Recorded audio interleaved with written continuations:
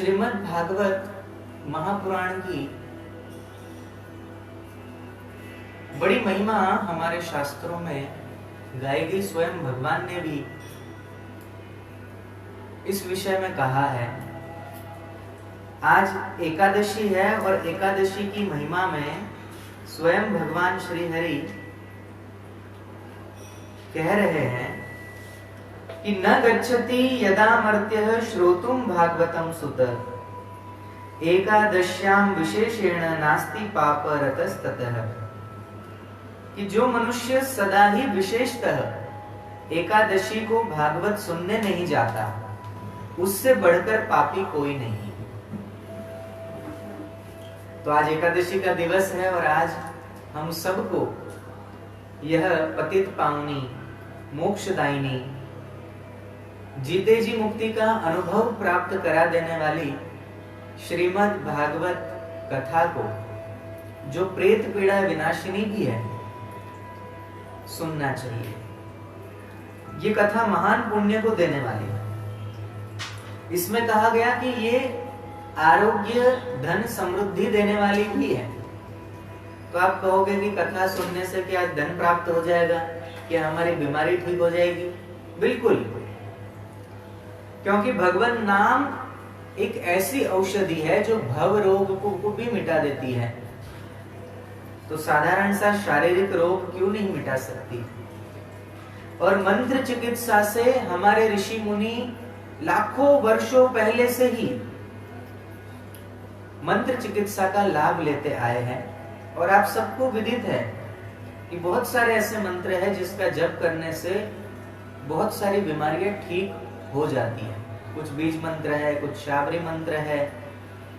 हमारे यहाँ तो जब शीतला हो जाती थी, चेचक रोग भी झाड़ा देकर उतार दिया जाता था। नीम के पत्तों से झाड़ा देते और माँ शीतला देवी के मंत्रों का उच्चारण करते करते उतारते जाते हैं और वो चेचक ठीक हो जाते हैं।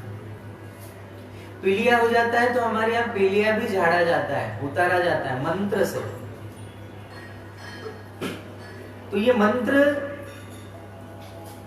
बहुत बहुत लाभदायी है और ये मंत्र हमें शास्त्रों से प्राप्त होते हैं। श्रीमद् भागवत में भी बहुत से ऐसे हमें मंत्र मिल जाएंगे जिसका जप करने से, और इसमें ऐसे उपाय मिल जाएंगे, उस उन उपायों को करने से हमारे बहुत सारी समस्या छोटी मोटी है उसका निवारण हो जाता है। अरे जब भव रोग मिट जाता है, जन्म मृत्यु का जो रोग आपको और हमें सबको लगा है, वो यह कथा सुनने से मिट सकता है, तो ये छोटे मोटे दूसरे रोगों की तो बात ही क्या है। ये श्रीमद् भागवत महापुराण की कथा घर में सुख शांति ले आती है। क्यों? क्योंकि इस श्रीमद् भागवत महापुराण की कथा सुनने से विवेक की प्राप्ति होती है।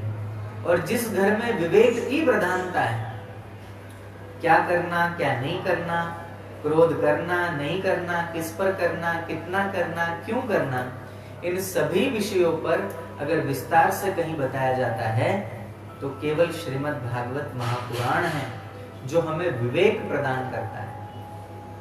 और इसी विवेक के कारण घर से तनाव, डिप्रेशन, झगड़े ये सब मिट जाते हैं, स्वभाव बदल जाता है, वृत्ति बदल जाती है, व्यवहार बदल जाता है, हमारा आचरण सुधर जाता है, भगवत चरणों की प्राप्ति हो जाती है। इससे बहुत सारे लाभ हैं। कल हमने श्रीमद् भागवत महापुराण की कथा में, कल का द्वितीय सत्र था, और हमने, जैसे कि आप ये नीचे टाइटल पढ़ ही रहे हैं, श्रीमद् भागवत कथा के अनछुए प्रसंग, उन विषयों पर चर्चा हो रही है। कर्दम और देवहूति का विवाह हो जाता है और उससे भगवान कपिल मुनि प्रकट होते हैं, जन्म लेते हैं या अवतार ग्रहण करते हैं, और वो आगे चलकर माता देवहूति को सांख्य दर्शन का उपदेश देते हैं, भक्ति योग का उपदेश देते हैं। तो उन कुछ विषयों पर प्रकाश डाला जाता है और कुछ पर नहीं डाला जाता। तो जो अनछुए प्रसंग है, आइए वहां से हम शुरू करते हैं। कल हमने सुना कि कैसे देवहूति और कर्दम जी आपस में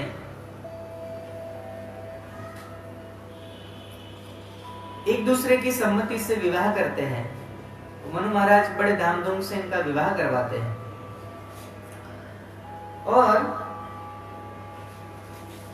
कर्दम ऋषि के साथ विवाह करने के बाद कर्दम ऋषि अपने नित्य नियम ध्यान भजन उसमें लग जाते हैं। कथा कहती है कि माता पिता के विवाह आदि कार्य संपन्न कराकर चले जाने के बाद अपने पति कर्दम ऋषि के अभिप्राय को समझ लेने में कुशल साध्वी देवहूति कर्दम जी की प्रतिदिन प्रेम पूर्वक सेवा करने लगी।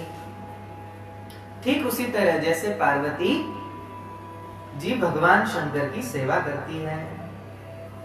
उन्होंने काम वासना, दंभ, द्वेष, लोभ, पाप और मद का त्याग करके बड़ी सावधानी और लगन के साथ सेवा में तत्पर रहकर विश्वास, पवित्रता, गौरव, संयम, शुश्रूषा, प्रेम और मधुर भाषण आदि गुणों से अपने परम तेजस्वी पतिदेव को संतुष्ट कर लिया।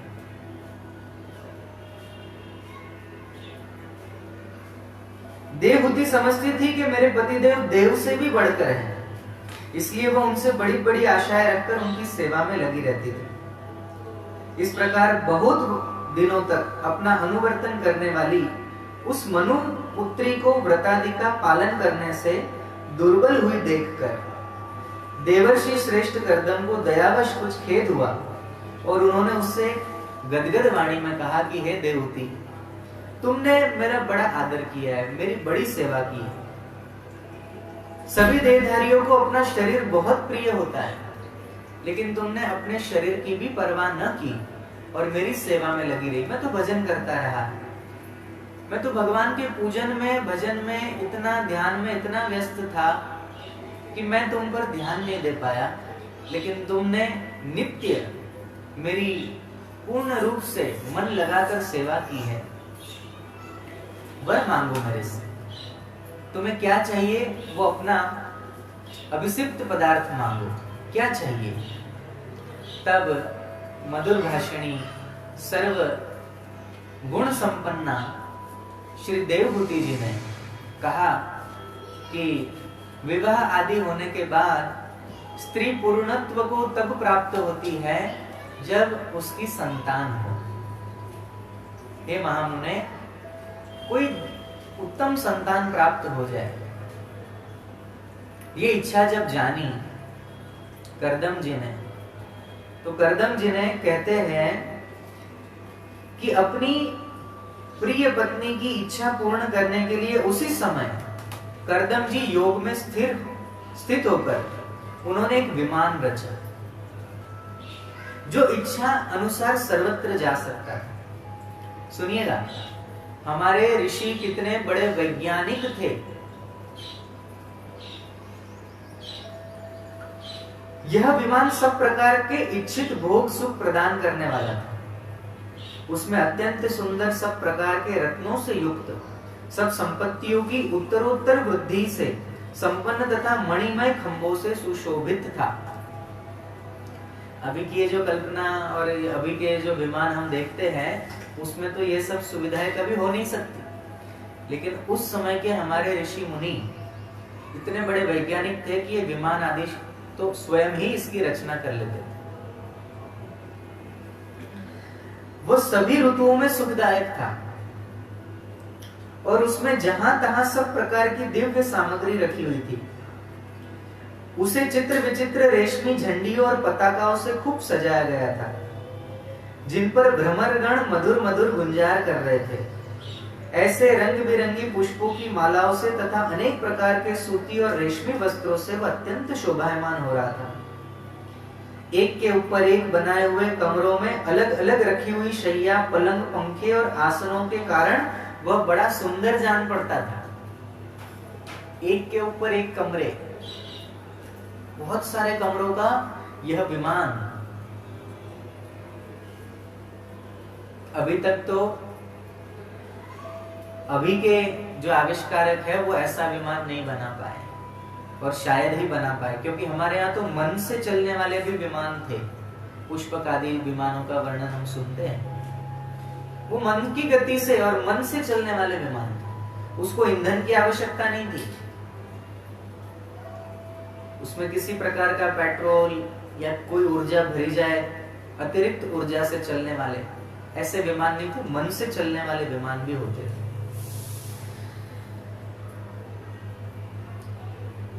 जहां तहां दीवारों में की हुई शिल्प रचना से उसकी अपूर्व शोभा हो रही थी।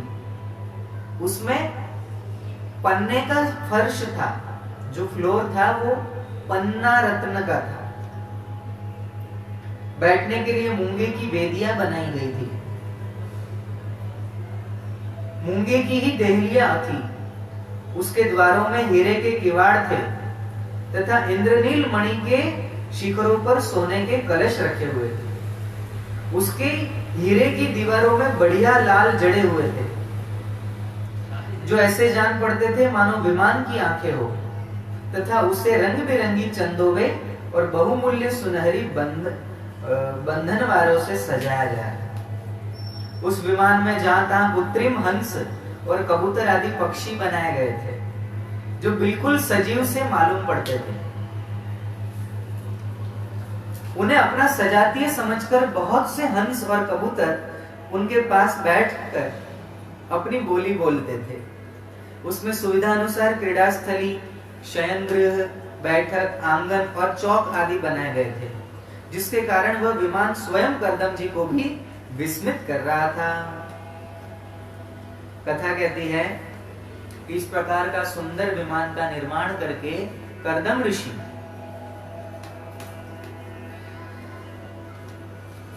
ने दासियों को आज्ञा दी। उन्होंने सुंदर आभूषण पहनाए, स्नान आदि करवाकर, और उस दिव्य विमान पर दोनों करदम और मां देवहूति जी दोनों सवार हुए और अनेक वर्षों पर्यंत वो लोक लोकांतर में विचरण करने लगे।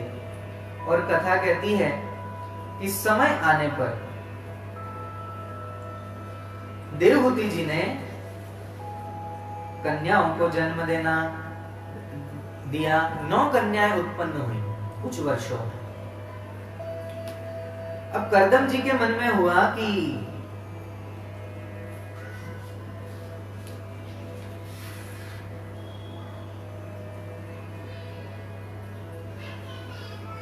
जब विवाह किया था तो उस समय करदम जी ने मनु महाराज को कहा था कि ऐसी सुलक्षणा कन्या को पाकर हम धन्य हुए, और भगवान ने मुझे वर दिया था कि मैं तुम्हारे घर पुत्र रूप से जन्म लूंगा। और मनु महाराज को करदम जी ने यह भी कहा था कि संतानोत्पत्ति हो जाएगी, उसके बाद मैं पुनः संन्यास धर्म का आश्रय लेकर भगवान का भजन करूंगा। तब देवहूति जी ने भी उस समय कहा था कि हाँ, इस दुख भरे संसार में रहने का प्रयोजन ही क्या है। बुद्धिमान तो वह है जो मनुष्य शरीर पाकर अपना कर्तव्य कर्म संसार में पूर्ण करते हुए वो साधन करे जिससे उन्हें अंत में मोक्ष की प्राप्ति हो, भगवान श्री हरि के चरणों का अनुराग प्राप्त हो। वही मनुष्य जीवन सफल है। तो हे पतिदेव, आपके मार्ग का मैं भी अनुसरण करूंगी और मैं भी भजन में लग जाऊंगी। कथा कहती है कि संतानोत्पत्ति तो हो गई। उन्होंने ये तो नहीं कहा था कि पुत्रोत्पत्ति होगी, तब संतानोत्पत्ति होने के बाद तो 9 कन्या होने के बाद करदम जी ने विचार किया कि हम चलते हैं, अब संन्यास ग्रहण करें और अब भजन करेंगे भगवान का। संसार देख लिया, सब देख लिया, क्रीड़ाएं कर ली, अब हो गया, अब भगवान का भजन करते। देवहूति ने कहा कि ठीक है आप करिए, लेकिन उस भगवान के वर को भी तो याद करिए। भगवान ने कहा था मैं स्वयं पुत्र के रूप में आपके यहाँ जन्म लूंगा। तो हे करदम जी, आपने जो कुछ प्रतिज्ञा की थी वह तो पूर्णतः निभा दी, तो भी मैं आपकी शरणागत हूं, अतः मुझे अभयदान दीजिए। ब्राह्मण, इन कन्याओं के लिए योग्य वर खोजने पड़ेंगे। आपके वन को चले जाने के बाद मेरे जन्म मरण रूप शोक को दूर करने के लिए भी तो कोई होना चाहिए। प्रभु, अब तक परमात्मा से विमुख रहकर मेरा जो समय इंद्रिय सुख भोगने में बीता है वह तो निरर्थक चला गया। आपके परम प्रभाव को न जानने के कारण ही मैंने इंद्रियों के विषयों में आसक्त रहकर आपसे अनुराग किया, तथापि यह मेरे संसार भय को दूर करने वाला ही होना चाहिए। अज्ञानवश असत पुरुषों के साथ किया हुआ जो संग संसार बंधन का कारण होता है, वही सत्पुरुषों के साथ किए जाने पर असंगता प्रदान करता है। संसार में जिस पुरुष के कर्मों से न तो धर्म का संपादन होता है और न वैराग्य उत्पन्न होता है और न भगवान की सेवा ही संपन्न होती है, वह पुरुष जीते जी मुर्दे के समान है। नेह यत्कर्म धर्माय न विरागाय कल्पते, न तीर्थ पद सेवायै जीवन्नपि मृतो हि सः।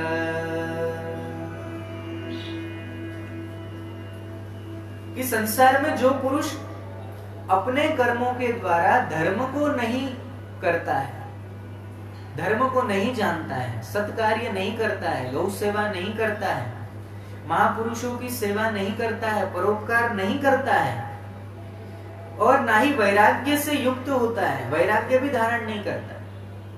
आपके और हमारे जीवन में होता क्या है? वैराग्य उत्पन्न होता भी है तो केवल दुखों के समय वैराग्य उत्पन्न होता है। जब जीवन में कोई समस्या आती है तब फिर हम भगवान को दोष देने लग जाते हैं, हमारे काल को, कर्म को दोष देने लग जाते हैं। आपको इस दुनिया में जीना नहीं आता तो उसमें भगवान का क्या दोष? आपकी अपने स्वयं की स्वार्थ की पूर्ति नहीं हो जाती तो उसमें भगवान का क्या दोष है? आपको कोई सुख सुविधा नहीं मिलती है, आपने पुरुषार्थ नहीं किया है तो उसमें भगवान का क्या दोष है? फिर गाने बना देते हैं, काहे को दुनिया बनाई तूने, क्या तेरे मन में समाई, काहे को दुनिया बनाई।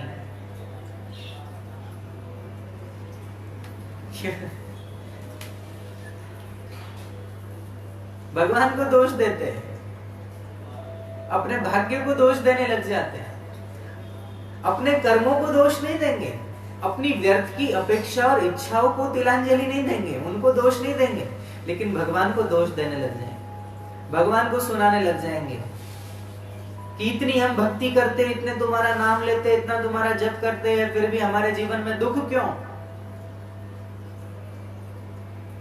इतना करने के बाद भी बेटे की शादी नहीं हो रही, बेटी की शादी नहीं हो रही, ऐसा क्यों? घर में इतना धन का अभाव क्यों? बच्चे हमारी बात सुनते क्यों नहीं? अरे आपने अपने बच्चों को धर्म की शिक्षा नहीं दी, संस्कार नहीं दिए, आप केवल जन्म से हिंदू हो, आपने हिंदू कुल में जन्म लिया है, लेकिन आपके गुण और कर्म हिंदुओं के नहीं है। कहां से सुखों की प्राप्ति हो जाएगी? आपने चोटी छोड़ दी, आप शिखा नहीं रखते, आपने धोती छोड़ दी, आपने जनेऊ छोड़ दिया, आपने तिलक छोड़ दिया, आपने सबसे राम राम कहना छोड़ दिया। क्यों? क्योंकि राम राम कहना ये गवारपना है, लेकिन हाय हेलो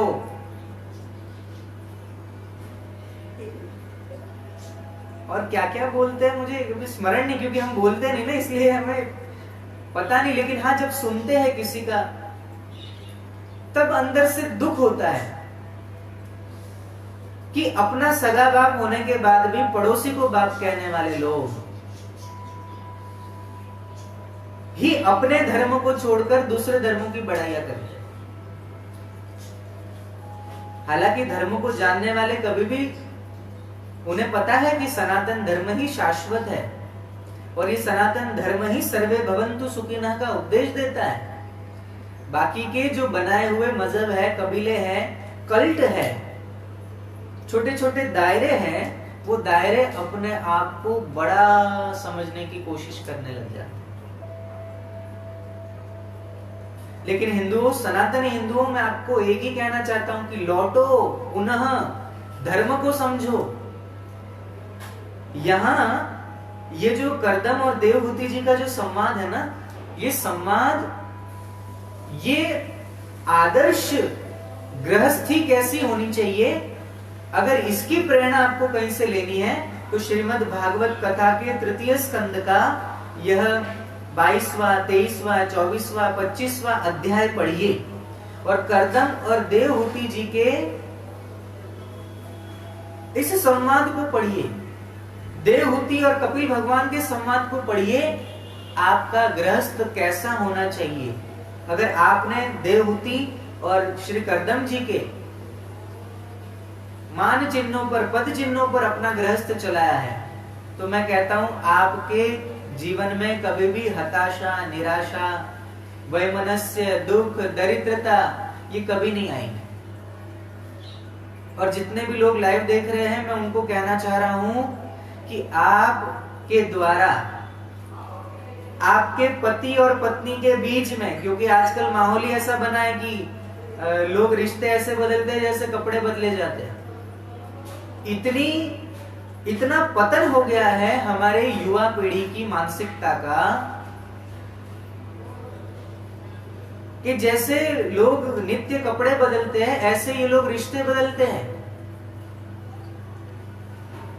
आज ये बॉयफ्रेंड, कल वो गर्लफ्रेंड, परसों वो ये फ्रेंड, वो फ्रेंड। क्या है ये? आपका सनातन संस्कृति में जन्म हुआ है ना। देवहूति ने तो नारद जी से करदम ऋषि के बारे में इनके गुणानुवाद सुने और मनी मन देवहूति ने मान लिया कि यही मेरे पति हैं। और मनु महाराज ने अपनी पुत्री की इच्छा जानकर करदम जी से बात करके विवाह भी करवा दिया। जहां रुक्मिणी जी ने मन ही मन भगवान श्री कृष्ण की और जब आकर्षित होकर नारद जी ने विदर्भ में अपने राज्य में आकर जब भगवान कृष्ण द्वारिकाधीश की महिमा गाई, रुक्मिणी जी के मन में सहसा प्रेम उमड़ गया और उन्होंने मनी मन भगवान कृष्ण को पति मान लिया। उसके बाद उन्होंने कभी परपुरुष का चिंतन तक नहीं किया। एक के साथ निभाने की परंपरा हमारी सदियों से रही है और आज हमारी ये युवा पीढ़ी कहां जा रही है, ये सोचने का विषय है। आदर्श गृहस्थ की स्थापना कैसे हो, ये हमारे शास्त्र बताते हैं। आप करदम और देवहूति जी को पढ़िए। यहाँ समय अभाव के कारण मैं विस्तार नहीं कर पा रहा हूं, लेकिन आपको संक्षिप्त में संकेत दे रहा हूं कि आप इसे समझिए, पढ़िए और अपना गृहस्थ इस प्रकार बनाइए।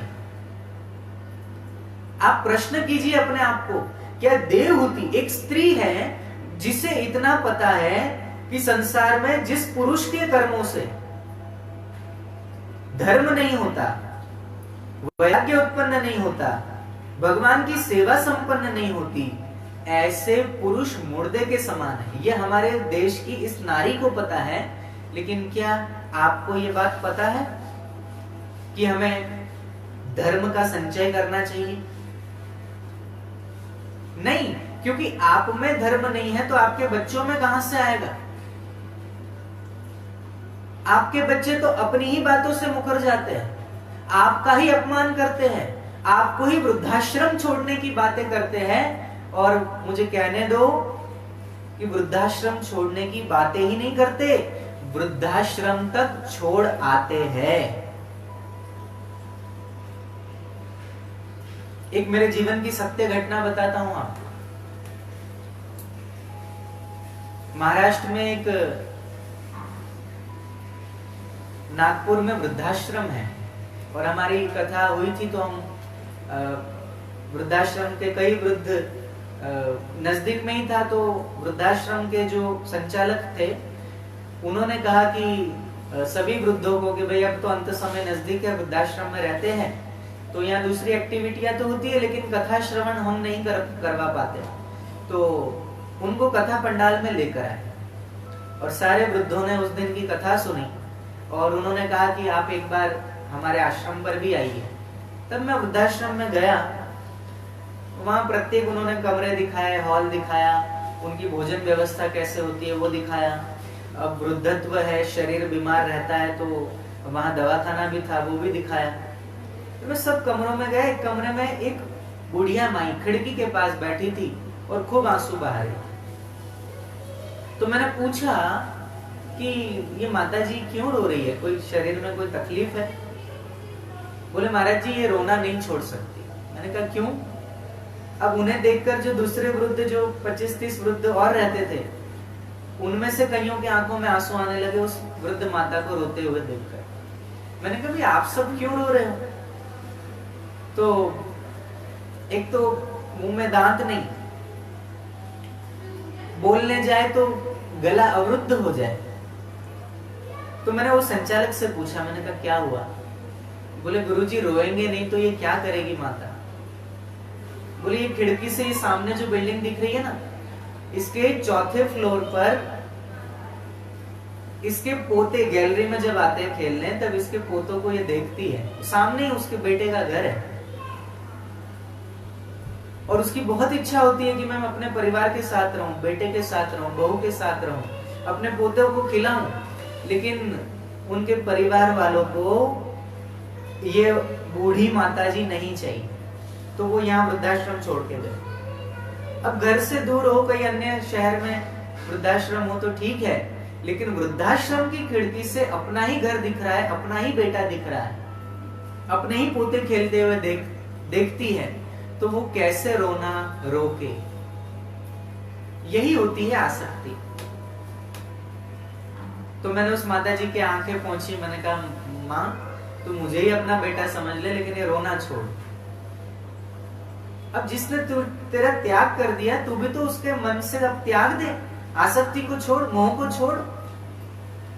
लेकिन जीवन भर कभी अनासक्त होने का प्रयत्न ही नहीं किया है, तो बुढ़ापे में आसक्ति कैसे छूट सकती? आसक्ति नहीं छूटती। जो तमाचे आपको अपने बच्चों को बचपन में ही मार देने चाहिए थे, लेकिन आपने मोहवश उनकी जिद को पूर्ण किया। आपने मोहवश उनकी हर जिद को पूर्ण किया, उनकी हर बात आपने मानी कि अरे वो तो बच्चा है, अरे ये तो बच्ची है, अरे ये तो छोटा है, इसको क्या समझ है, ये बचपन में जिद्दी नहीं होगा, अभी मस्ती नहीं करेगा तो कब क्या बुढ़ापे में करेगा? ये कहकर हम उनको टाल देते हैं। और जहां हमें उनको ताड़न करना चाहिए, जहां हमें उनको डांटना चाहिए, जहां हमें उनको संस्कार देने चाहिए, वहां हम संस्कार देने में चूक जाते हैं। और जहां हमने बचपन में उनको तमाचा नहीं मारा, बचपन में ताड़ना नहीं दी, बचपन में नहीं डांटा, ऐसे बच्चे बड़े होने के बाद अपने माता पिता को वृद्धाश्रम में छोड़ देते हैं। ऐसे बच्चे ही बड़े होने के बाद अपने माता पिता पर हाथ उठाते हैं। ऐसे ही बच्चे बड़े होने के बाद अपने माता पिता को अपशब्द कहते हैं, अपमानित करते हैं। ये बात आज इसलिए कह रहा हूं क्योंकि आज के प्रसंग में ये कर्दम और देवहूति का आदर्श गृहस्थ इस कथा के क्रम में आया है, तो मुझे लगा कि मुझे आप सबको बता देना चाहिए ताकि आपके साथ ऐसा ना हो। मैं तो कहता हूं इस देश में वृद्धाश्रम ही नहीं होना चाहिए। अरे वृद्धाश्रम तो उन देशों में थे जहां माता पिता का आदर नहीं होता था। वृद्धाश्रम की आवश्यकता उन देशों में थी जहां पर बच्चों को पैदा होते ही उनकी जिम्मेदारी वो नहीं ले पाते थे, तो उनको चर्च के बाहर सीढ़ियों पर छोड़ देते थे। और ऐसे अनाथ बच्चों को जिनके माता पिता ने ठुकरा दिया है, उनको चर्च संभालता था और उनको पढ़ाई लिखाई की व्यवस्था जहां चर्च के द्वारा की जाती थी, ऐसे केंद्रों का नाम रखा जाता था कॉन्वेंट स्कूल। वो अनाथालय है और उस अनाथालय में जो चर्च, अब चर्च उन बच्चों का लालन पालन पोषण करता था, तो स्वाभाविक है चर्च को चलाने वाले पादरी ही उनके लिए बाप थे, पिता थे, इसलिए उनको फादर कहते थे। तो वो अनाथ बच्चों के लिए ठीक है, वो फादर हो सकते हैं, लेकिन आपके बालक, अभी हमारे तो नहीं है, लेकिन आपके जो बालक है वो अगर कॉन्वेंट स्कूल में पढ़ते हैं और वो वहां अगर फादर मदर करते हैं आपके रहते हुए,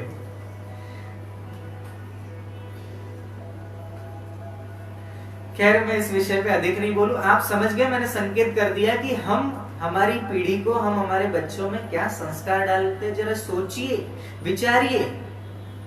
आप चाहते हो अच्छी स्कूलों में, बड़ी महंगी स्कूलों में पढ़ाएंगे तो बच्चों को अच्छी जॉब लग जाएगी, अच्छी डिग्रियां मिलेगी, पढ़ा लिखा कहाएगा, और हम कॉलर टाइट करके समाज में घूमेंगे कि मेरा बच्चा इतना पढ़ा, इतना लिखा, इतनी डिग्रियां, इतनी महंगी जॉब। अरे जॉब भी करता है, आखिर में तो है गुलामी, नौकरी ही तो है। और ऐसी नौकरी करने वाले मैंने महानगरों में देखे हैं, संपत्ति तो आ गई लेकिन संतति हाथ से चली, संस्कार नहीं रहे, वृद्धाश्रम का मुंह देखना पड़ा। तो खैर, देवहूति माता कहती है कि संसार में जिस पुरुषों के कर्मों से न तो धर्म का संपादन होता है, न वैराग्य उत्पन्न होता है, और न भगवान की सेवा ही संपन्न होती है, वह पुरुष जीते जी मुर्दे के समान, मुर्दा है वो। अवश्य ही मैं भगवान की माया से बहुत ठगी गई, जो आप जैसे मुक्तिदाता पतिदेव को पाकर भी मैंने संसार बंधन से छूटने की इच्छा नहीं की। देवहूति की नम्रता देखो कैसी है। और इसी नम्रता से रीझ कर कर्दम ऋषि कहते कि ठीक है, मैं तुम्हें उपाय बताता हूं, भगवत भजन में लग जाओ, क्योंकि अब 9 कन्याएं तो हमारी हो गई, अब जो जन्म होगा वो साक्षात तुम्हारे गर्भ से प्रभु श्री हरि का होगा। और कथा कहती है कि कर्दम और देवहूति ने सबसे पहले अपनी 9 कन्याओं का विवाह, जो पूर्व में मैंने कहा था कल कि ब्रह्मा जी ने 10 पुत्र उत्पन्न किए, मरीचि आदि ऋषि, उनमें से नारद को छोड़कर 9 ऋषि, उन सभी ऋषियों का विवाह ये कर्दम जी की 9 कन्याओं के साथ हुआ। कला नाम की, देखो ब्रह्मा जी के कर्दम जी ने ब्रह्मा जी की आज्ञा अनुसार मरीचि आदि प्रजापतियों के साथ अपनी कन्याओं का विधि पूर्वक विवाह किया। उन्होंने, कर्दम जी ने अपनी कला नाम की कन्या मरीचि ऋषि को दान कर दी, अनुसुया माता को अत्रि ऋषि को दे दिया, श्रद्धा नाम की कन्या को अंगिरा को दे दिया, और हविर्भु नाम की पुलत्स्य को समर्पित की। पुलह ऋषि को उनके अनुरूप गति नाम की कन्या दे दी।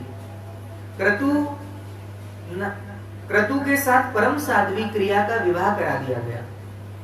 भृगु ऋषि को ख्याति नाम की कन्या दे दी गई, और वशिष्ठ जी को अरुंधति नाम की कन्या समर्पित कर दी गई। अथर्वा ऋषि को शांति नाम की कन्या दे दी गई, जिससे यज्ञ कर्म का विस्तार किया जाता है। कर्दम जी ने उन विवाहित ऋषियों का उनकी पत्नियों के सहित खूब सत्कार किया। इस प्रकार विवाह हो जाने पर सब ऋषि कर्दम जी की आज्ञा लेकर अति आनंद पूर्वक अपने अपने आश्रम को चले गए। अब माता देवहूति पुनः गर्भ धारण करती है, और इस बार कर्दम जी को पता है, देवहूति को पता है कि इस गर्भ के द्वारा जो जन्म लेंगे वो साक्षात श्री हरि होंगे। और कथा कहती है कि कुछ समय पश्चात ही माता देवहूति के गर्भ से भगवान कपिल का प्रागट्य होता है। बोलो कपिल मुनि भगवान की जय। भगवान कपिल का जन्म हुआ, और आगे कथा कहती है कि कपिल जी ज्यों-ज्यों बड़े हुए, और उसके बाद कपिल मुनि और श्री कर्दम ऋषि का संवाद होता है। और कपिल मुनि भगवान कपिल जी स्वयं कर्दम ऋषि को कहते हैं कि अब आप भजन करते हुए, मेरे स्वरूप का ध्यान करते हुए, आप निसंग भाव से, आप संसार के प्रति आसक्ति छोड़कर भगवत भजन में लग जाइए। अंत समय में आप मुझे ही प्राप्त करेंगे। भगवान कपिल के इस प्रकार कहने पर करदम जी उनकी भगवान कपिल की परिक्रमा करके प्रसन्नता पूर्वक वन को चले गए। वहां अहिंसामय संन्यास धर्म का पालन करते हुए वे एकमात्र श्री भगवान की शरण हो गए तथा अग्नि और आश्रम का त्याग करके निसंग भाव से पृथ्वी पर विचरण करने लगे। और कथा कहती है कि अंत में उन्होंने हरिपद को प्राप्त कर लिया। अब कपिल मुनि और देवहूति जी का संवाद शुरू होता है, सुनिएगा। लक्ष्मण जी की मां सुमित्रा कहती है, पुत्रवती जुगती जग सोई, रघुपति भगत जासु सुत होई।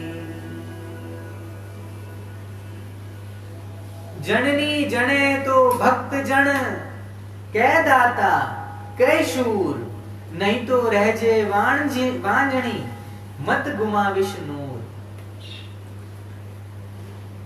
वही बात देवहूति भी कहती है। और देवहूति ने तो ऐसा पुत्र जाया है, भगवान को जाया है। सुमित्रा जी कहती है जहां अयोध्या है, जहां राम है वहीं अयोध्या है। बेटा राम जी की भक्ति मत छोड़ना।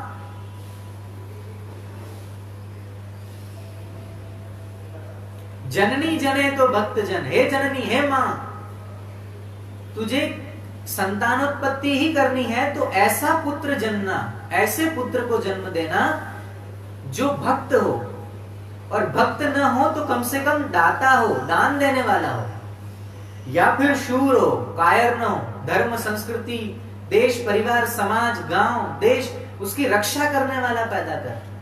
और अगर भक्त दाता या शूर मां पैदा नहीं कर सकती तो बांझ रहना अच्छा, लेकिन हरि भक्ति से विमुख बालक पैदा करना ठीक नहीं है। अपना नूर मत गवा, ऐसे हमारा ऋषि शास्त्र, हमारे ऋषि कहते हैं। तो देवहूति जी ने भगवान को जाया है। एक बड़ा प्रसिद्ध भजन है,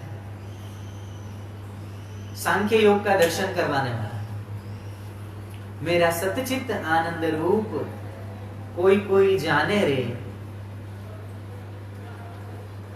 हमारी टीम से प्रार्थना है, वो तुरंत डाउनलोड करके हमको। ये जो देवहूति जी है, सुनिए देवहूति जी के प्रश्न कैसे कैसे। देवहूति अपने ही पुत्र में भगवत बुद्धि करके प्रश्न करती है। कथा कहती है कि पिताजी के वन में, कर्दम ऋषि के वन में चले जाने पर भगवान कपिल जी माता का प्रिय करने की इच्छा से बिंदुसर तीर्थ में रहने लगे। एक दिन तत्व समूह के पारदर्शी भगवान कपिल कर्म कलाप से विरत हो आसन पर विराजमान थे, और उस समय ब्रह्मा जी के वचनों का स्मरण करके देवहूति जी ने कहा कि हे देव, इन देह गेह आदि में जो मैं और मेरेपन का दुराग्रह होता है वह भी आपका ही कराया हुआ है, अतः आप मेरे इस महामोह को दूर कीजिए।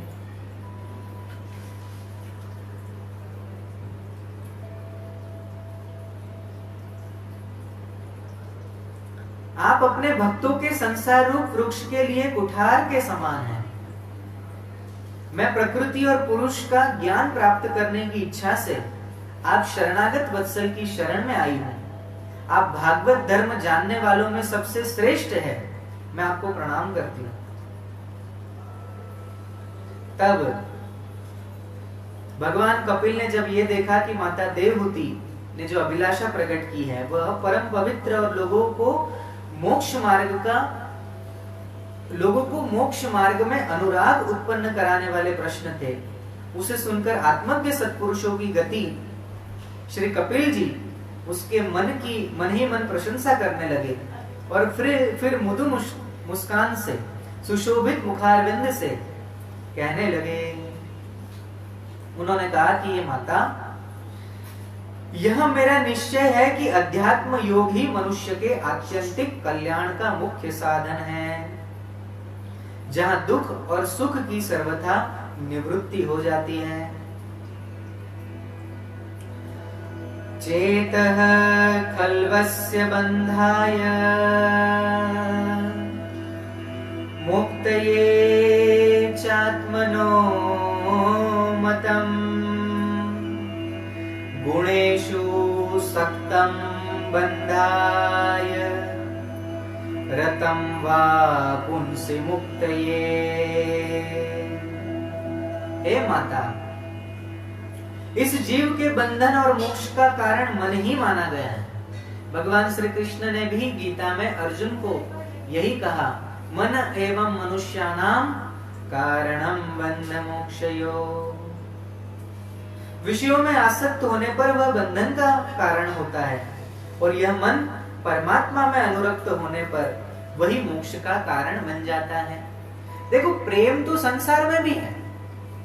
प्रेम तो आप अपने बच्चों से भी करोगे, प्रेम आप पति को भी करोगे, प्रेम पत्नी को भी करोगे, प्रेम माता पिता को भी करोगे, प्रेम आप अपने सास ससुर को करोगे, प्रेम चाचा चाची में करोगे, प्रेम आपका अपने संबंधियों में रहेगा, अपने मित्र गणों में रहेगा।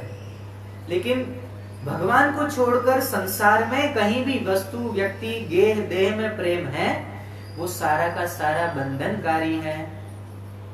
लेकिन वही प्रेम की दिशा आपने भगवान की तरफ मोड़ दी, अपने सद्गुरु की तरफ मोड़ दी, तो वही प्रेम मोक्ष का कारण बनता है। देखो, भगवान की ही माया जीव को मोह में बांधती है, और भगवान की ही माया जीव को बंधनों से मुक्त भी कराती है। ये सब कुछ भगवान की इच्छा से होता है। तो बोले स्वामी जी, क्या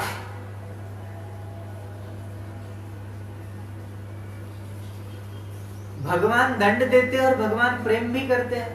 माने भगवान की माया ही जीव से बुरा कार्य करवाती है, और फिर भगवान की माया ही उस बुरे कर्म से दंडित भी करती है, और भगवान की माया ही अच्छे बुरे कर्म में हमें प्रलिप्त करती है। तो क्या जो बुरा करता है वो अच्छा भी कर सकता है? फिर तो भगवान बहुत बुरे हुए, क्योंकि वो दंड भी देते हैं, अनिष्ट करते हैं, वध कर देते हैं, तो फिर भगवान तो बुरे हुए। और जो बुरा कर्म करता है वो अच्छा कर्म कैसे कर सकता है? अब सुनिए ध्यान से।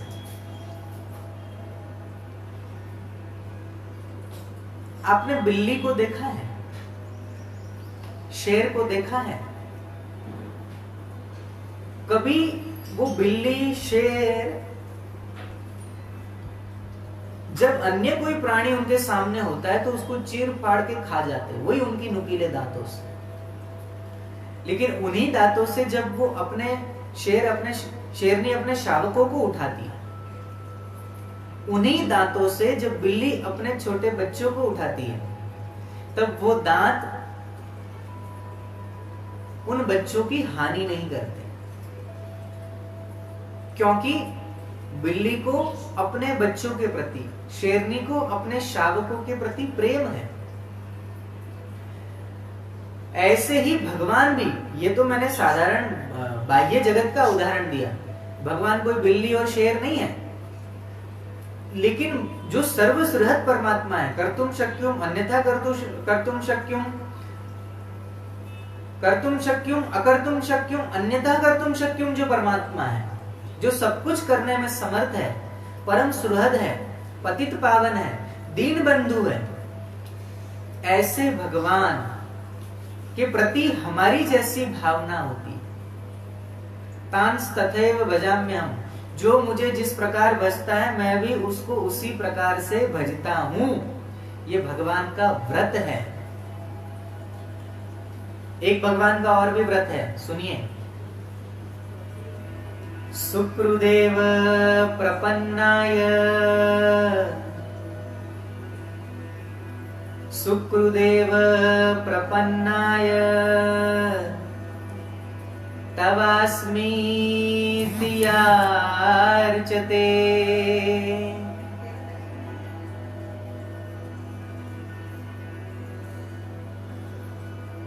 सुकृदेव प्रपन्नाय तवास्मीति च याचते।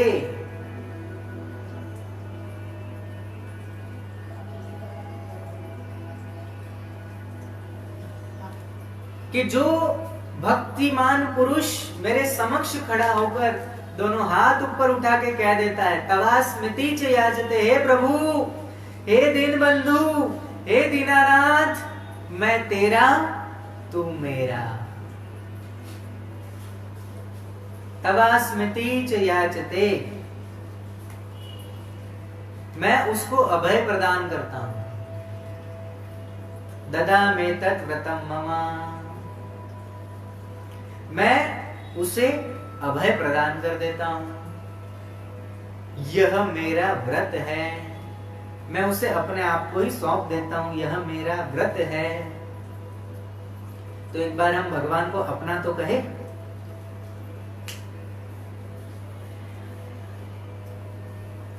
वो उसी में ही दे दो ना करके।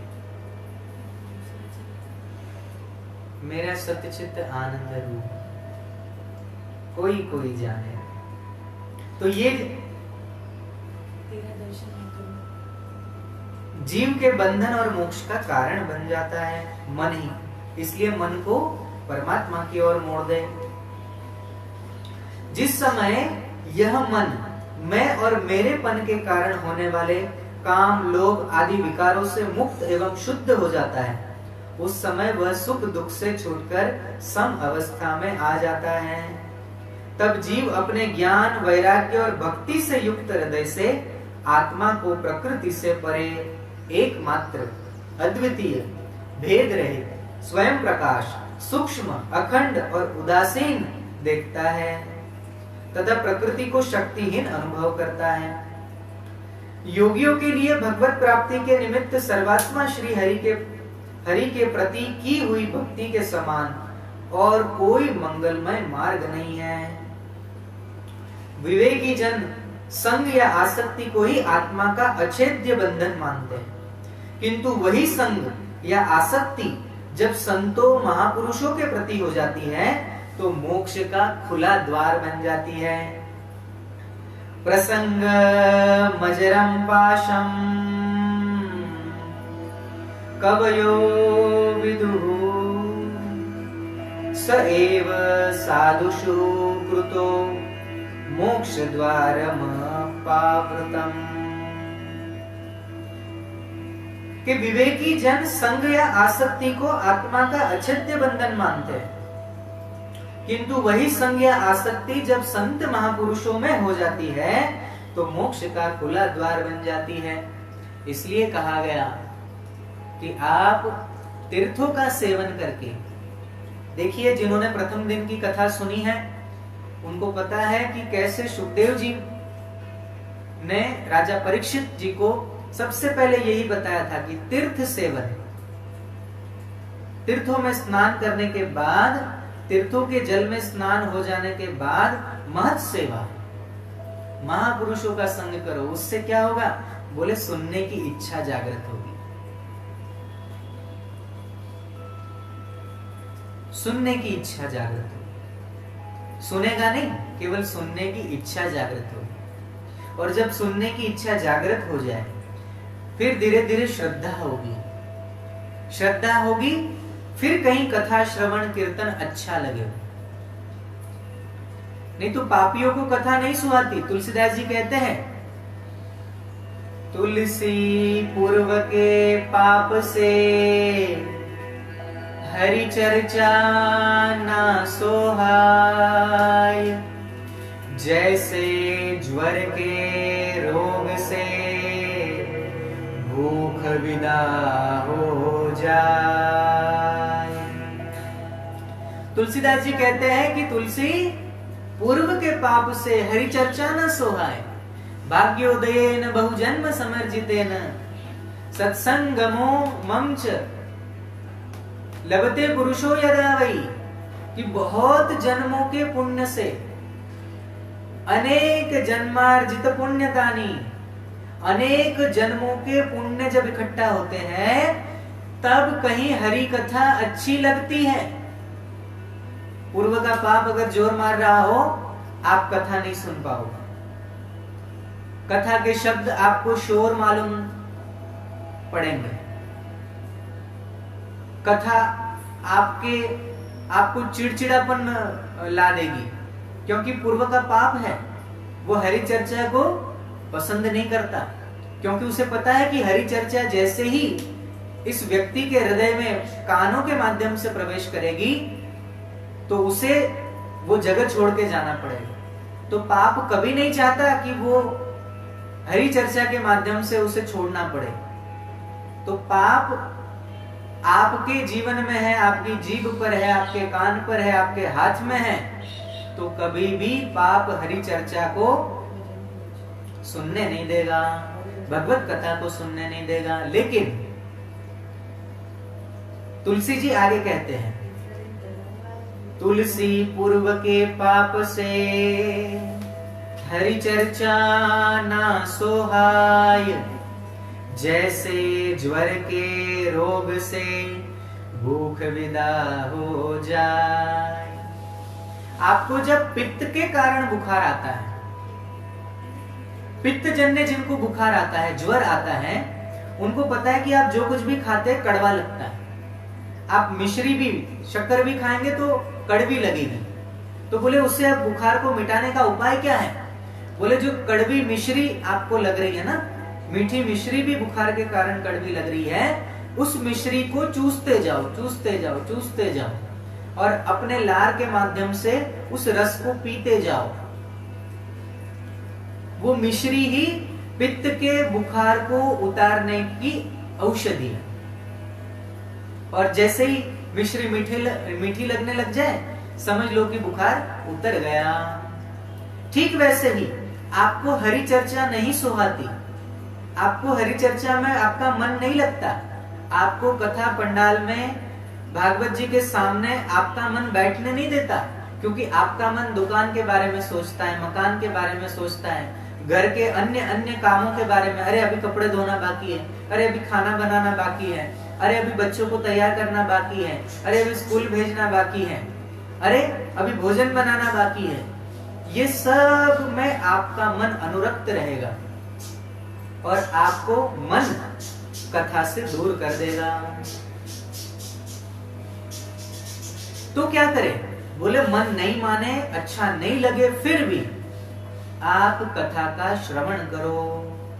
मैं तो कहता हूं अभी लॉकडाउन के कारण और ये कोविड-19 के कारण हम सबको घरों में बंद रहना है, बाहर बहुत अति आवश्यकता हो तभी निकलना है। लेकिन जब भी यह महामारी समाप्त होगी और सामान्य स्थिति हो जाएगी, तो मैं आपको कहता हूं कि जहां कहीं भी कथा हो वहां पर अवश्य उस पंडाल में जाना, कथा को श्रवण करना। अरे मैं कहता हूं कि अगर कथा श्रवण नहीं भी करे तो पंडाल में पीछे जाकर किसी स्पीकर के पास जाके सो जाना, पीछे जाकर सो जाना, क्योंकि आप भले सो जाओगे लेकिन आपका अचेतन मन जागृत रहता है, और उस अचेतन मन ने अगर यह कथा सुन ली, वो आपके पापों का विनाश कर देगी।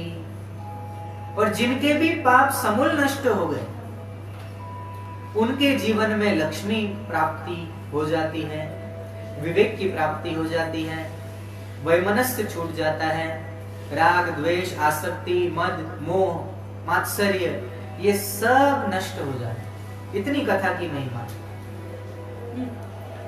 तो यहां कहा गया संतों महापुरुषों के प्रति हमारा आसक्ति हो जाए, प्रेम हो जाए।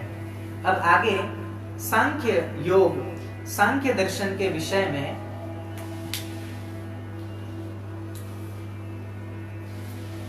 जो माता देवहूति को कपिल जी उपदेश दे रहे हैं, उसके बारे में हम इस भजन के माध्यम से जानते हैं। क्योंकि देखो यह जो अध्याय है बहुत लंबा है, वो कहने जाऊंगा तो ऐसे 2-4 दिन लगेंगे, तब कहीं जाकर मैं ये संपूर्ण अध्याय आपके सामने विस्तार से कह पाऊंगा।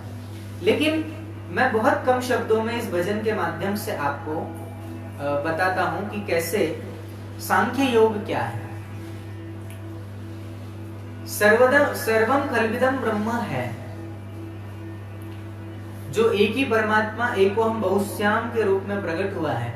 ये जो कुछ भी हमारी दृष्टि से हम देख रहे हैं, ये पंच महाभूतों से बना हुआ ये संसार, और ये संसार के अतिरिक्त जितने भी ब्रह्मांड है, जितनी भी सृष्टियां हैं, जितना भी काल कर्म है, काल खंड है, ये सब भगवान ही है।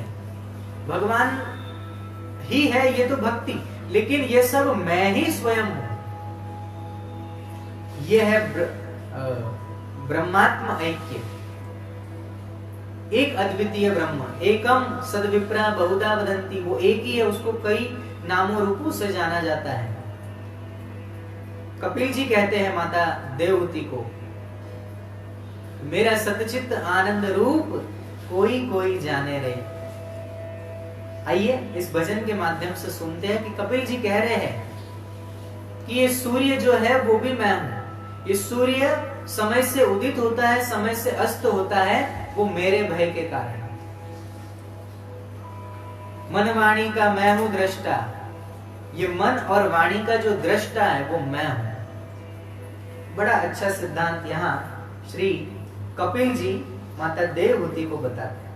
आइए हम इस भजन के माध्यम से इसे सुनते हैं।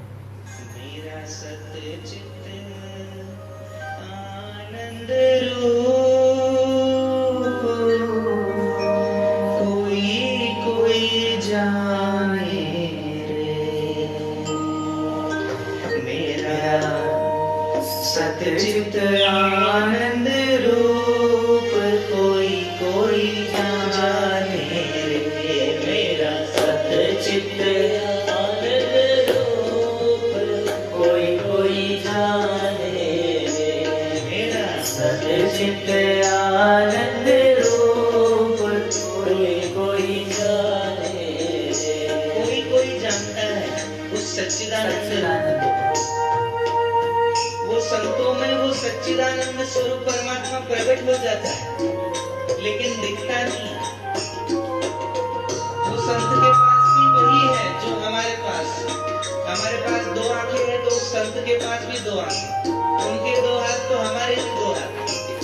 शरीर में कोई अंतर नहीं है, अनुभव में अंतर है। हृदय में परमात्मा प्रकट हुआ, इसलिए संत पूजनीय है।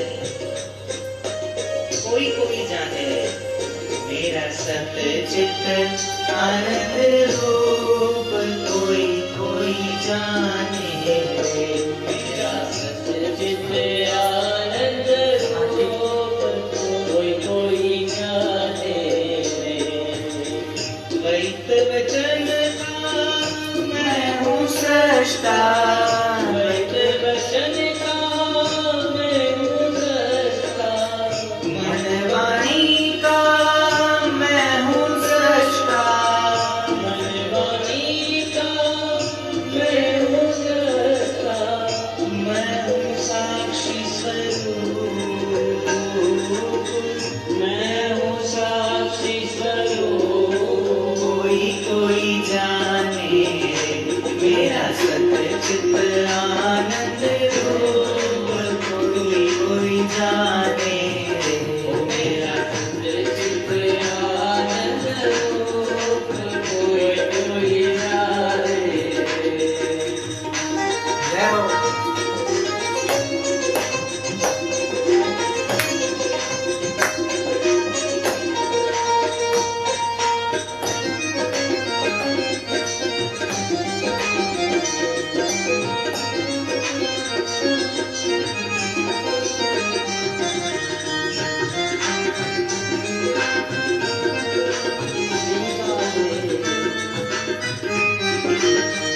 पंचकोश से मैं हूँ न्यारा, पंचकोश से मैं हूँ न्यारा। तीन अवस्थाओं से भी न्यारा, तीनों अवस्थाओं से भी न्यारा। अनुभव सिद्ध स्वरूप, अनुभव सिद्ध स्वरूप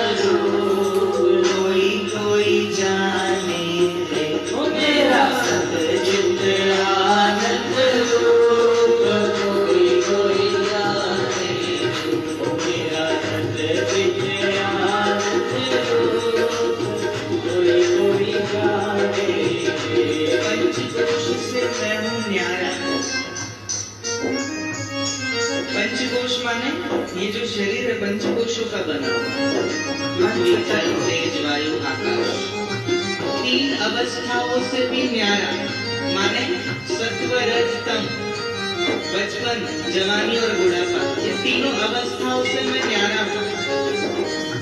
बचपन में जो मैं था वो जवानी में नहीं रहा, जो जवानी में था वो बुढ़ापे में नहीं रहा, और जो बुढ़ापे में होगा वो मृत्यु के बाद होगा।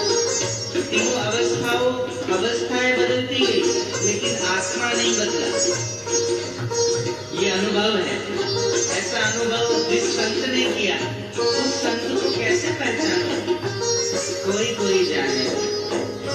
आगे कहते हैं, सूर्य चंद्र में तेज मेरा है, सूर्य चंद्र में तेज मेरा है। कितनी ऊंची बात।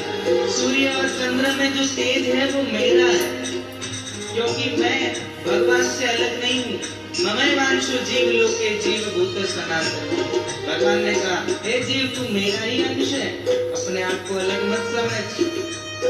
इसलिए सूर्य चंद्र में तेज मेरा है, सूर्य चंद्र में तेज मेरा है, अग्नि में भी ओज मेरा है, अग्नि में भी ओज मेरा है। मैं हूँ अद्वैत रूप, मैं हूँ अद्वैत रूप, कोई जाने मेरा सच्चित आनंद रूप, कोई जाने मेरा सच्चित आनंद रूप, कोई जाने।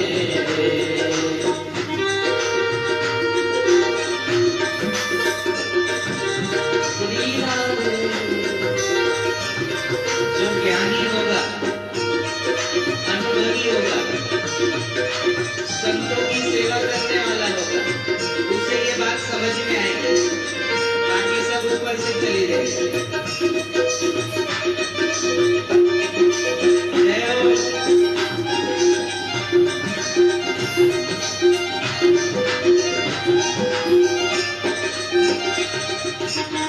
जन्म मृत्यु मेरा धर्म नहीं है, जन्म मृत्यु मेरा धर्म नहीं है। जन्मना और मरना तो शरीर का होता है, आत्मा न कभी जलती है न मरती है, न गीली होती है न सूखी होती है, न आत्मा को पाप लगता है न पुण्य लगता है। जन्म मृत्यु मेरा धर्म नहीं है, जन्म मृत्यु मेरा धर्म नहीं है, जन्म मृत्यु मेरा धर्म नहीं है। पाप पुण्य कुछ कर्म नहीं है, पाप पुण्य कुछ कर्म नहीं है। अज निर्लेपी रूप, अज निर्लेपी रूप, कोई जाने मेरा सच्चित आनंद रूप, कोई जाने मेरा सच्चित आनंद रूप, कोई जाने। तीन लोक का मैं हूँ स्वामी, तीन लोक का मैं हूँ स्वामी। तीनों लोगों का स्वामी कौन? बोले मैं माने ये शरीर नहीं, मैं माने आत्मा। अज निर्लेपी रूप, स्वयं सिद्ध।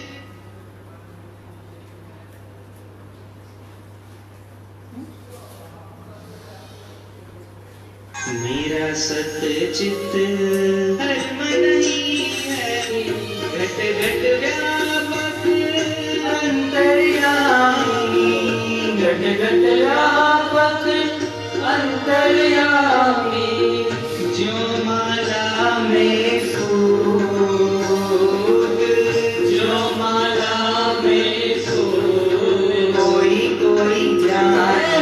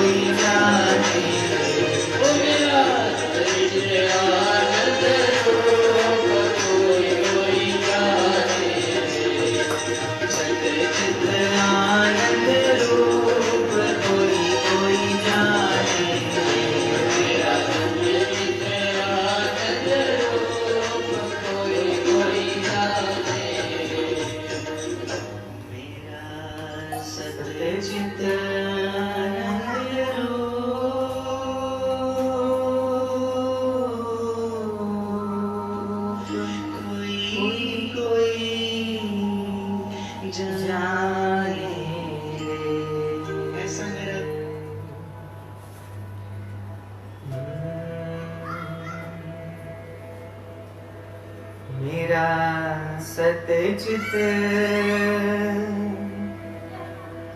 आनंद रूप कोई कोई जाने रे। इस प्रकार से अपने दिव्य स्वरूप की महिमा के बारे में जताते हुए देवहूति जी को कपिल मुनि ने सांख्य योग का दर्शन कराया है। और देखिए इसमें भक्ति योग भी बताते हैं, भक्ति का मर्म भी कपिल मुनि समझाते हैं माता देवहूति को, ताकि देवहूति मुक्त हो जाए, पुनः उन्हें गर्भ धारण न करना पड़े, मोक्ष को प्राप्त कर ले। इस निमित्त कपिल मुनि जी ने भक्ति का मर्म समझाया, काल की महिमा बताई, 4 प्रकार की मुक्ति होती है उन मुक्तियों के बारे में बताया, जैसे सालोक्य, साष्टी, सामीप्य, सारूप्य और सायुज्य। इस प्रकार की मुक्ति के बारे में उनको बताया, जिसमें पहला बताया सालोक्य माने भगवान के नित्य धाम में निवास करना।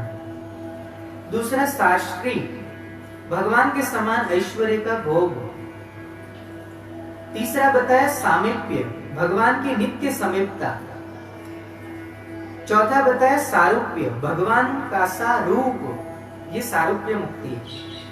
और 5वां बताया कि सायुज्य, भगवान के विग्रह में समा जाना, उनसे एक हो जाना या ब्रह्म रूप को प्राप्त कर लेना, जैसे मीरा आदि हुई, संत तुकाराम जी महाराज हुए, वो सब सशरीर भगवान के विग्रह में समा गए, भगवान से एकाकारता होगी। तो ऐसे ये 4-5 प्रकार की मुक्ति को भक्त प्राप्त करता है, उस विषय में बताया। फिर कहीं जीव की आसक्ति अपने देह और गेह में न रह जाए, इस निमित्त देह गेह में आसक्त पुरुषों की क्या दुर्गति होती है, कैसी अधोगति होती है, उस विषय में कपिल मुनि विस्तार से बताते हैं। आइए थोड़ा सा अंश मैं आपको सुना दूं। कपिल जी कहते हैं,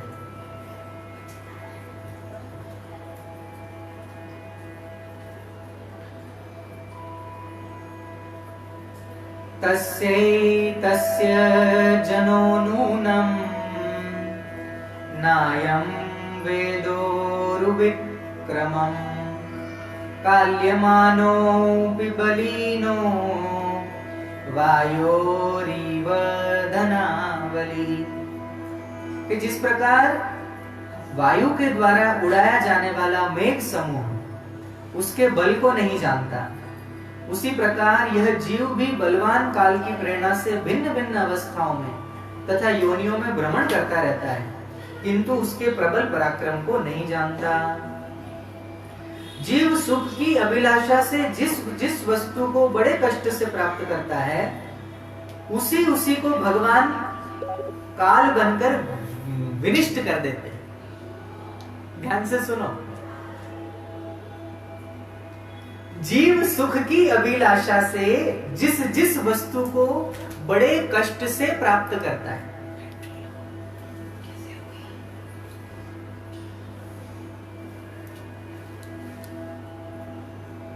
चालू बड़े कष्ट से प्राप्त करता है, जिन वस्तुओं को उस वस्तु को भगवान काल बनकर नष्ट कर देते हैं, जिसके लिए उन्हें बड़ा शोक होता है। इसका कारण यही है कि यह मंदमती जीव अपने इस नाशवान शरीर तथा उसके संबंधियों के घर, खेत और धन आदि को मोहवश नित्य मान लेता है, और इस संसार में यह जीव जिस योनि में जन्म लेता है उसी में आनंद मानने लगता है और उससे विरक्त नहीं होता है। देखो, इसमें ये कपिल मुनि केवल अपनी माता देवहूति के लिए नहीं बता रहे, ये सब हम सब के लिए है। जीव अपने आप को बड़ा बुद्धिमान समझता है, दूसरों की मरण यात्रा में, शव यात्रा में जब जाता है तो उस समय ये सोचता है कि ये मरा है ना, मैं थोड़ी मरूंगा। श्मशान में खड़ा है, मुखाग्नि देते हुए देखता है और उसके बाद ये भाव करता है, अरे जल्दी करो, बहुत समय हो गया। ये पंडित जी भी जल्दी नहीं करते, क्या इतना कर्मकांड, आग ही तो लगानी, जला दो, निपट जाए जल्दी, हमें दूसरे भी काम है। सुबह से भूखे बैठे हैं, पानी तक नहीं पिया है, चाय तक नहीं पी है, और किसी की मृत्यु हो गई है, वहां पर शोकातुर न होते, शोकातुर होने का स्वांग रचते, ढोंग करते हैं, झूठ मूठ रोने का, और वहां भी कहते हैं जल्दी करो जल्दी करो, मानो जैसे ये कभी मरने ही वाला नहीं है। मरना तो तुम्हें भी है। वहां जाके स्मशान वैराग्य थोड़ी देर के लिए होता है कि देखो संसार में क्या रखा है, एक दिन मरना सभी को है, अरे भगवान की इच्छा थी, उसमें तुम क्या कर सकते हो, हम क्या कर सकते हैं, जो हो गया और उसे स्वीकार करो। दूसरों को सांत्वना देते हैं, ढाढ़स बंधाते हैं, लेकिन स्वयं उससे प्रेरणा नहीं लेते कि एक दिन तुम्हारी भी यह दशा होने वाली है। तो ये दशा हो जाए, मृत्यु के समय हमें कंधे पर उठाकर ले जाते समय लोग हमें सुनाए कि राम नाम सत्य है, क्योंकि जीवन भर हमने राम नाम सत्य है ये नहीं जान पाए, अनुभूति नहीं कर पाए, कभी हमने भगवान नाम जपा ही नहीं है। तो ऐसे लोग जब मरते हैं तब उनको कंधे पर ले जाया जाता है, तो बोला जाता है राम नाम सत्य है, राम नाम सत्य है, राम नाम सत्य है। और इतना महावाक्य जो परम पवित्र है राम नाम, और वही सत्य है, इस परम पवित्र शब्द को राम नाम ही सत्य है, उसको इतना हमने अपवित्र मान लिया कि किसी का शादी समारोह हो और उसमें आप राम नाम सत्य है बोलने लग जाए तो हो सकता है आपको उस समारोह से निकाल दे, आपको 2 थप्पड़ भी लगा दे। कैसी अपशकुनी बातें कर रहे हो, राम नाम सत्य है, हमारे घर में बोल रहे हो, वो भी विवाह के घर में, शादी के घर में, उसे अपशकुन मानते। लेकिन यही सत्य है, जिसने जीते जी ये जान लिया कि राम नाम ही सत्य है, वो फिर संत बन जाएगा, महात्मा बन जाएगा। और जब कोई भी महात्मा अपना पंच महाभौतिक शरीर पंच महाभूतों में विलीन करते हैं, प्राण त्यागते हैं, परम पद को प्राप्त करते हैं, तो किसी महात्माओं के उस अंतिम यात्रा में राम नाम सत्य है नहीं गाया जाता, नहीं बोला जाता, वहां तो भगवान नाम संकीर्तन किया जाता है। क्योंकि उन्हें पता है कि इन्होंने तो जान लिया है कि सत्य स्वरूप परमात्मा राम है और वही सत्य है, तो इनको अंत समय में राम नाम सत्य है बोलने की आवश्यकता नहीं है। तो हम क्या करते हैं, ये काल चक्र, ये जो सृष्टि दिख रही है इन चर्म चक्षुओं के द्वारा, उसको सत्य मान लेते हैं और हम ये सोचते हैं कि हम नहीं मरने वाले। तो उनकी क्या गति होती है जो देह गेह में आसक्त होते हैं, उस विषय में कपिल जी कह रहे हैं। देखो हम देखते भी हैं कि भगवान हमारे बाल सफेद कर देता है, तो ये काले माथे का आदमी ये सोचता है कि भगवान तूने भले बाल हमारे सफेद कर दिए, लेकिन हम डाई लगा के काले कर लेंगे। भगवान ने देखा कि इसने जीवन भर संसार को तो देखा लेकिन मुझे नहीं देखा, मेरे प्यारे संत महात्माओं के दर्शन नहीं किए। कबीरा दर्शन संत के साहिब आवे याद, लेखे में वही घड़ी बाकी के दिन बाद। इसने नाकों के द्वारा संतों के दर्शन नहीं किए, मेरे दर्शन नहीं किए, तो चलो बुढ़ापे में अंत समय में इसके आंखों की ज्योति थोड़ी कम कर दूं, ताकि ये कम से कम आंख बंद करके बाह्य दृष्टि से नहीं देखा तो अंतर्दृष्टि से तो कम से कम मुझे देखे। लेकिन ये काली बुद्धि का और काली खोपड़ी का आदमी, उसने चश्मे बना लिए, नेत्र बिंदु बना लिए, नेत्र बिंदु, आई ड्रॉप आंख में डाल डाल के ज्योति बढ़ाने लगा। सुबह सुबह हरी हरी घास पर चलने लगा ताकि ज्योति बढ़ जाए। त्रिफला के जल से अपनी आंखें धोने लगा ताकि नेत्र ज्योति बढ़ जाए। कि भगवान आप करो, कितना भी हमारे साथ हमारे शरीर की इंद्रियों की शक्तियां छीन लो, लेकिन हम हमारी बुद्धि का उपयोग करके हम आपको मात दे देंगे। भगवान देखते हैं कि इसने जीवन भर भगवान की कथा नहीं सुनी, शब्दमयी मूर्ति मेरी कानों के द्वारा प्रविष्ट इसने अपने अंतःकरण में कभी नहीं होने दी, कथा कीर्तन नहीं सुना, तो चलो इसकी सुनने की शक्ति कम कर देते हैं ताकि अब ज्यादा सुनने की इच्छा न हो। हमें होता है कभी कभी निंदा सुनने की इच्छा होती है, कभी कोई इधर उधर की चुगली वाली जो बातें होती है ना, उसमें बड़ा रस आता है कि अच्छा हाँ उसने ऐसा कहा, उसने ऐसा बोला, अच्छा उसके साथ ऐसा हो गया, हाँ मैं तो चाहती थी कि उसके साथ ऐसा हो जाए, जैसा करेंगे वैसा भरेंगे। चुगली, निंदा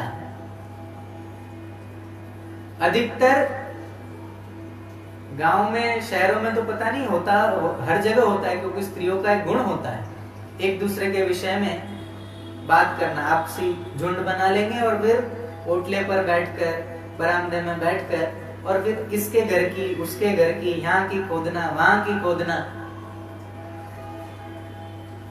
इसकी निंदा, उसकी निंदा, चुगली।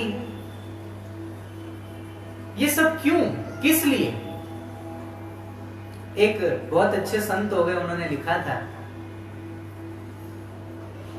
अपने को ही जान न पाया, औरों को पहचान न पाया। अपने को ही जान न पाया, औरों को पहचान न पाया। इधर उधर की करते करते जीवन खोया है, जीवन खोया है। अपने को ही जान न पाया, औरों को पहचान न पाया। आपने अपने आप को नहीं जाना कि आप चित्त स्वरूप है, आप आनंद स्वरूप है, आप ब्रह्म स्वरूप है। आपने अपने आप को नहीं जाना, देह गेह में आसक्त रहे, औरों को नहीं पहचाना कि सब में परमात्मा है। हम किसकी निंदा कर रहे हैं, हम किसकी चुगलियां कर रहे हैं, हम किसके बारे में भला बुरा बोल रहे हैं? आप अपने अंतःकरण में झांको। कबीर जी कहते हैं, बुरा जो देखन मैं चला, तो बुरा न मिलिया कोई, जो दिल झांका आपना, तो मुझसे बुरा न कोई। सियावर रामचंद्र की जय।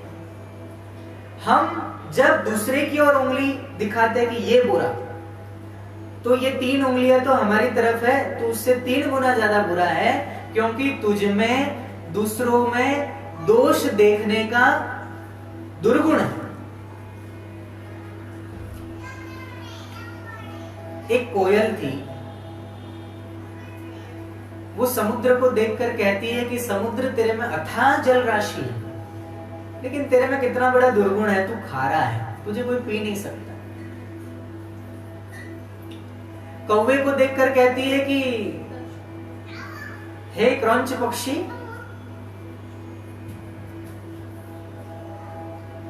तुम ठीक है, तुम्हारे बिना श्राद्ध कर्म पूरा नहीं होता, तुम महत्वपूर्ण एक हिंदू धर्म के एक पक्षी हो, तुम्हें पितृ रूप में पूजा जाता है, देखा जाता है और तुम्हें खिलाया जाता है, लेकिन तुम्हारा रूप और तुम्हारी आवाज बड़ी कर्कश है।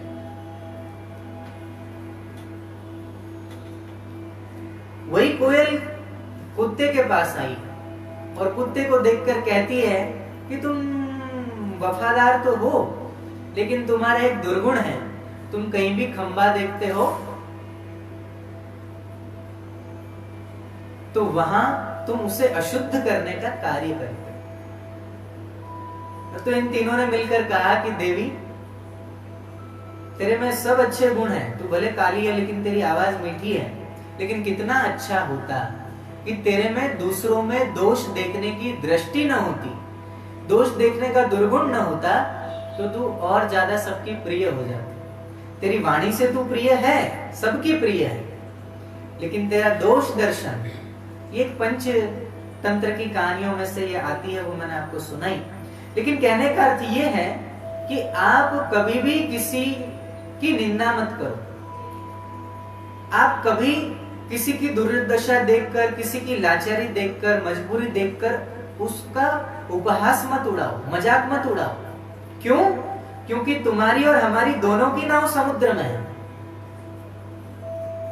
किसी संत ने बहुत सुंदर कहा है, निंदा कबहु न कीजिए,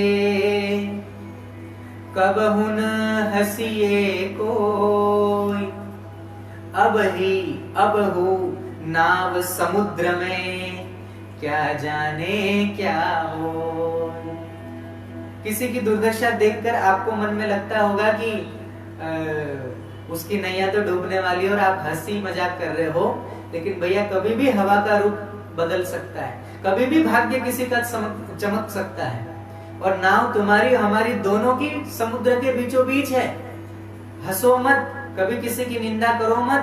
हो सकता है कि आज जो प्रसंग उस पर है, कल वो प्रसंग आपके जीवन पर आ जाए, तब वो आपकी मदद करे ना करे, लेकिन आप दूसरों के लिए जब खड़े होते हैं, तटस्थता से खड़े होते हैं, तब आपकी यश और कीर्ति समाज में फैलती है और आप दूसरों के लिए वंदनीय बन जाते हैं। तो ये दोष देखने का दुर्गुण न हो। तो काले माथे का आदमी ये सोच लेता है कि भगवान ने कान की शक्ति कम कर दी सुनने की, तो भाई चलो अब हम रोज रात को सोते समय प्याज का रस डालेंगे, उससे सुनने की शक्ति तेज हो जाती है। ईयर ड्रॉप आते हैं, वो कान में डाल डाल के उसको ठीक करने की कोशिश करते हैं, और जहां ये देखते हैं कि दवाइयों से भी असर नहीं हो रहा, तो फिर इस काले माथे के आदमी ने मशीन खोज लिया, अतिरिक्त मशीन जो कम आवाज भी बहुत ज्यादा करके सुनाता है, और कहते हैं कि भगवान देखो हमने तुमको भी मात दे दी, तुम भले सुनने की शक्ति छीन लोगे, लेकिन हम सुनने की इच्छा का त्याग नहीं करेंगे, हम तो सुनेंगे। भगवान समय रहते दांत सारे गिरा देता है कि बहुत कुछ खाया, हमारा प्रसाद तो खाया नहीं, भगवत प्रसाद कभी पाया नहीं, स्वार्थ का अन्न, बेईमानी से कमाए हुए धन को तो खूब खाया है, उस धन के द्वारा खरीदी हुई वस्तुएं खूब खाई है, लेकिन हमारे प्रसाद को कभी हमें धरा नहीं प्रसाद, कभी हमें भोग लगाया नहीं, और उस भोग का कभी तुमने स्वयं प्रसाद समझकर ग्रहण नहीं किया। तुम्हारे दांत अब हम ले लेंगे, एक एक करके भगवान सारे दांत ले लेता है। लेकिन ये काले माथे का आदमी, उसने नकली दांत बना लिए। दांत नहीं जब नहीं आए थे तब वो लड्डू खाने की इच्छा नहीं मिटी, कूट कूट के भी लड्डू खाए, मिक्सर में पीस पीस के भी वो लड्डू खाने लगे। दांत भले नहीं है, लेकिन जीभ का स्वाद, उसकी उस आसक्ति का हमने त्याग नहीं किया। शंकराचार्य जी ने इसी बात को इस ढंग से प्रस्तुत किया है। अंगम गलितम पलितम मुंडम दशनम विहीनम जातम तुंडम वृद्धो याति गृहीत्वा दंडम तदपि न मुंचति आशा पिंडम भज गोविंदम भज गोविंदम भज गोविंदम मूढ़मते। हे मूढ़मती, शंकराचार्य जी ने गाली दी है मूढ़, मूर्ख का। ओ मूढ़मती, मूर्ख बुद्धि के व्यक्ति। और हमारी और आपकी भाषा में कहे तो मूढ़ कौन है? बोले गधा। कम शब्दों में 2 अक्षर में कह देते हैं गधा है, माने मूर्ख है, मूढ़ बुद्धि का। तो गधा क्यों कहा जाता है? आइए सुनते हैं, आपने कभी सुना नहीं होगा। उसे गधा क्यों कहते हैं? उस प्राणी को जो घोड़े जैसा दिखता है, जो खच्चर जैसा दिखता है, लेकिन वो उसे गधा क्यों कहा जाता है? क्यों? क्योंकि वो गलत धारणा में रहता है। आप कभी भी देखना, दूसरे पशु पक्षी जितने भी होते हैं वो बारिश के समय में हरी हरी घास खाकर पुष्ट होते हैं, शरीर मजबूत हो जाता है। लेकिन गधा बारिश के समय में दुबला पतला हो जाता है। और वो गधा जहां गर्मियों में सारी घास सूख जाती है और पशुओं को घास खाने को नहीं मिलती, तो वो दुबले पतले हो जाते हैं। लेकिन गधा गर्मियों में फूल जाता है, शरीर बढ़ जाता है। क्यों? क्योंकि गधा ये धारणा करता है जब बारिश हो जाती है और घास पृथ्वी पर चारों तरफ दिखती है, तो गधे को चिंता हो जाती है कि अरे बाप रे, इतना सारा घास कौन खाएगा, इतना घास मैं कब खा पाऊंगा, नहीं नहीं इतना सारा घास तो मैं खा ही नहीं पाऊंगा। गलत धारणा में, चिंता में कि ये घास इतना कौन खाएगा कौन खाएगा कौन खाएगा, में दुबला हो जाता है। और गर्मियों में जब सारी घास सूख जाती है तब वो फूल जाता है कि देखो मैंने सारी घास खा ली, और वो गलत धारणा में पुष्ट होता जाता है। तो जो गलत धारणा में जीता है वो गधा है, गलत धारणा। तो अब आप अपना आत्मनिरीक्षण कीजिए कि कहीं हम भी तो गलत धारणा में नहीं जी रहे। शंकराचार्य जी कह रहे हैं, शास्त्रोक्त शब्दों में हमें गधा कह रहे हैं, मूढ़मती। किन्हें गधा कह रहे हैं? हमें और आपको, मतलब जो आसक्ति का त्याग नहीं करते, मोह का त्याग नहीं करते। मोह सकल व्याधिन कर मूला, सारे व्याधियों का मूल है मोह, आसक्ति। तो शंकराचार्य जी कह रहे हैं अंगम गलितम, शरीर के अंग गल जाते हैं लेकिन फिर भी घूमने फिरने की इच्छा नहीं मिटती। पांव चलना छोड़ देते हैं, घुटने जवाब दे जाते हैं, लेकिन फिर भी घूमने फिरने की आसक्ति नहीं मिटती। पेट पचाना छोड़ देता है लेकिन फिर भी गरिष्ठ खाने की, स्निग्ध खाने की इच्छा नहीं मिटती।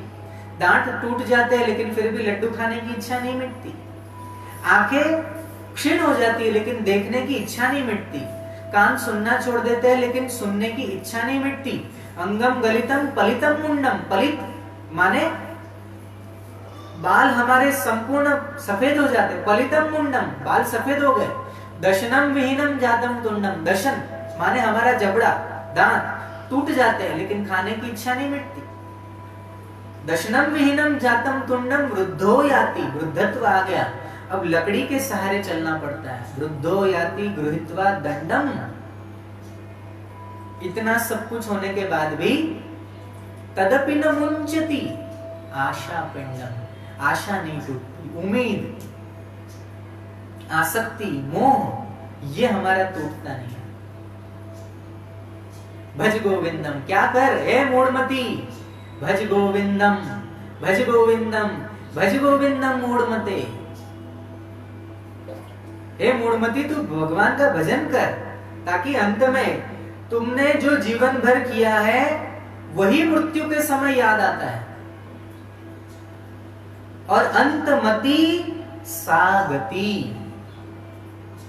जैसा आप अंत समय में चिंतन करते हो आप उसी योनि में प्रवेश कर जाते हो। अगर आपने संसार का चिंतन किया है आप संसार में फंसोगे। मरते समय आपकी इच्छा, आपका चिंतन अपने खेत खलियान में रहा तो मृत्यु के बाद उसी खेत में सांप बन के भटकना पड़ेगा, केंचुए बनने पड़ेंगे, अपने ही खेत में केंचुआ बनकर घूमना पड़ेगा, और तुम्हारे बेटे पोते यूरिया डाल डाल के तुम्हारे शरीर को जलाएंगे।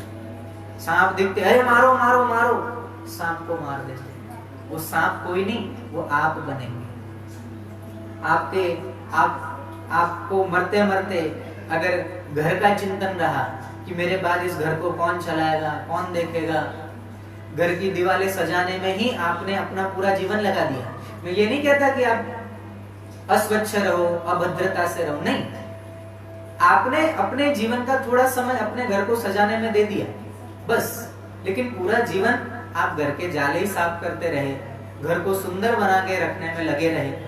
अंत समय में आपका चिंतन घर में लगा तो आपको अपने ही घर में छिपकली बन के घूमना पड़ेगा, मकड़ी बन के आपको अपने ही घर में जन्म लेना पड़ेगा। और जाले बिन बिन के, मकड़ियां भी तो जाले ही बिनती है, वो अपना घर उसी को मानती, तो आपको अपने ही घर में इस प्रकार की योनि में जन्म लेना पड़ सकता है। आपकी वाणी बड़ी कर्कश रही मृत्यु के समय भी, संसार के आपके अपने संबंधी, घर, रिश्तेदार वालों को आप गाली देते देते मरे हो, तो मरने के बाद आपको तोते की योनि प्राप्त होगी, क्योंकि वाणी कर्कश थी। अब तोते की भाषा भले मीठी हो, लेकिन उसको चबानी तो मिर्च ही पड़ती है, तीखा खाना पड़ता है।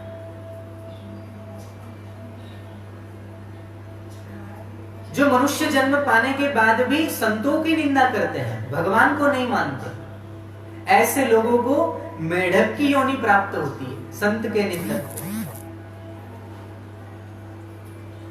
संत का निंदक दादुर हो वही, जन्म कोटि सहस्र पावहि सोई। कि संत का निंदक मरने के बाद मेढक की योनि में जन्म लेता है, और मरने के बाद 1000 वर्ष पर्यंत वो मेढक बनता है, माने मरेगा फिर मेढक बनेगा, फिर वो जीवन क्रम समाप्त करेगा, फिर मेढक बनेगा। वो उसके पुनरपि जननम पुनरपि मरणम केवल मेढक के जन्म में होता रहेगा। ऐसे 1000 जन्म के बाद फिर कहीं पाप पुण्य की समानता होगी, प्रभु की कृपा होगी, तो मनुष्य तन प्राप्त होगा। तो ये सब हमारे यहाँ, आप श्री गरुड़ पुराण पढ़ेंगे तो आपको उसमें संपूर्ण ज्ञान हो जाएगा।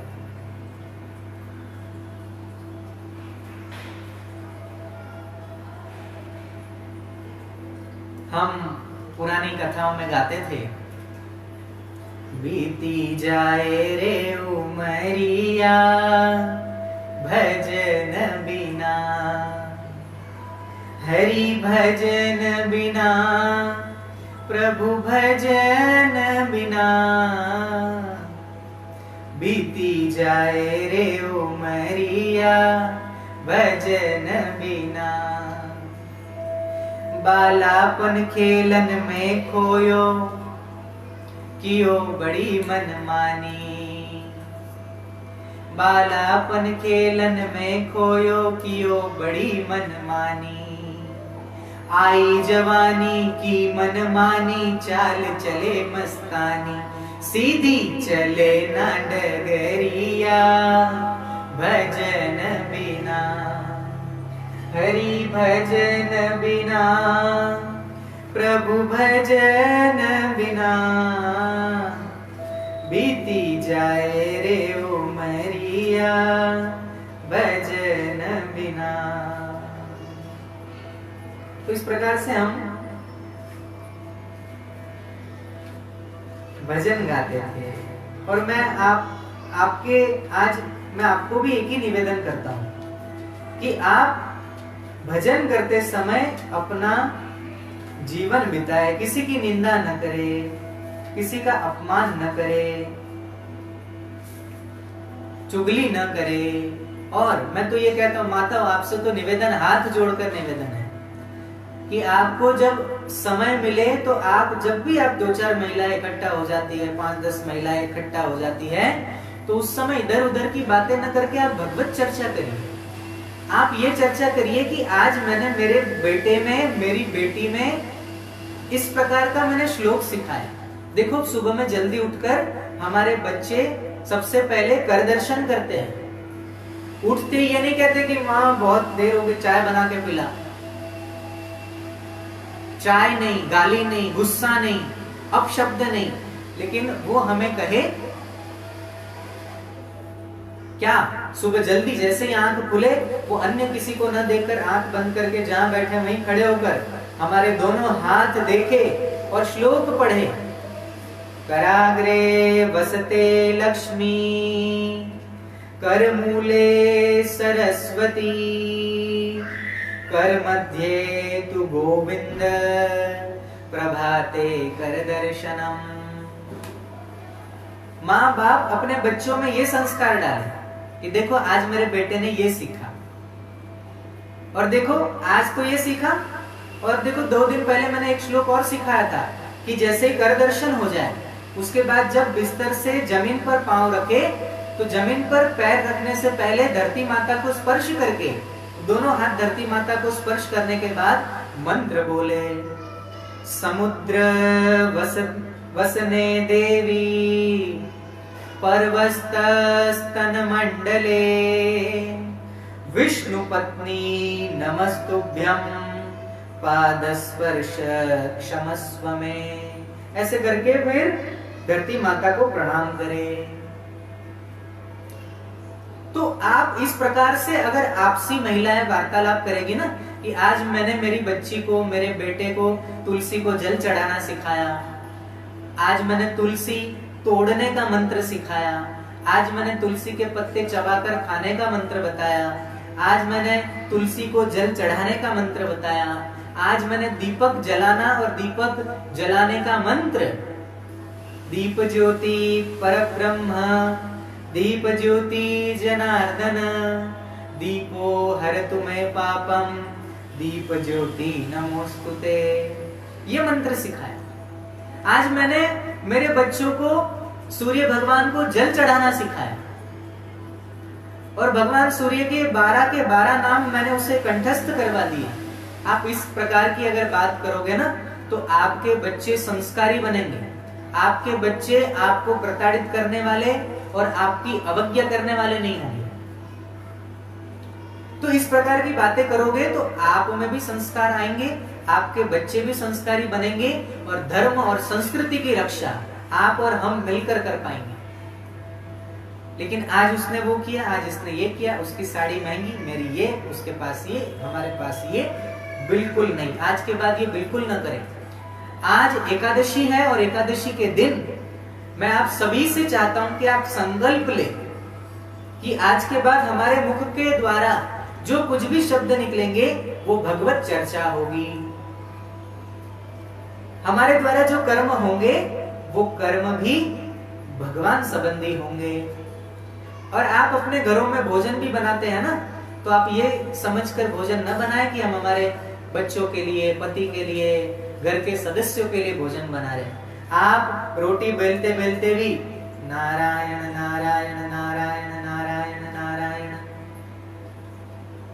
ओम विष्णवे नमः विष्णवे नमः विष्णवे नमः, इस मंत्र का जप करते करते भी आपने अगर रोटी बेली है तो वो रोटी बेलना भी आपकी भक्ति हो जाएगी।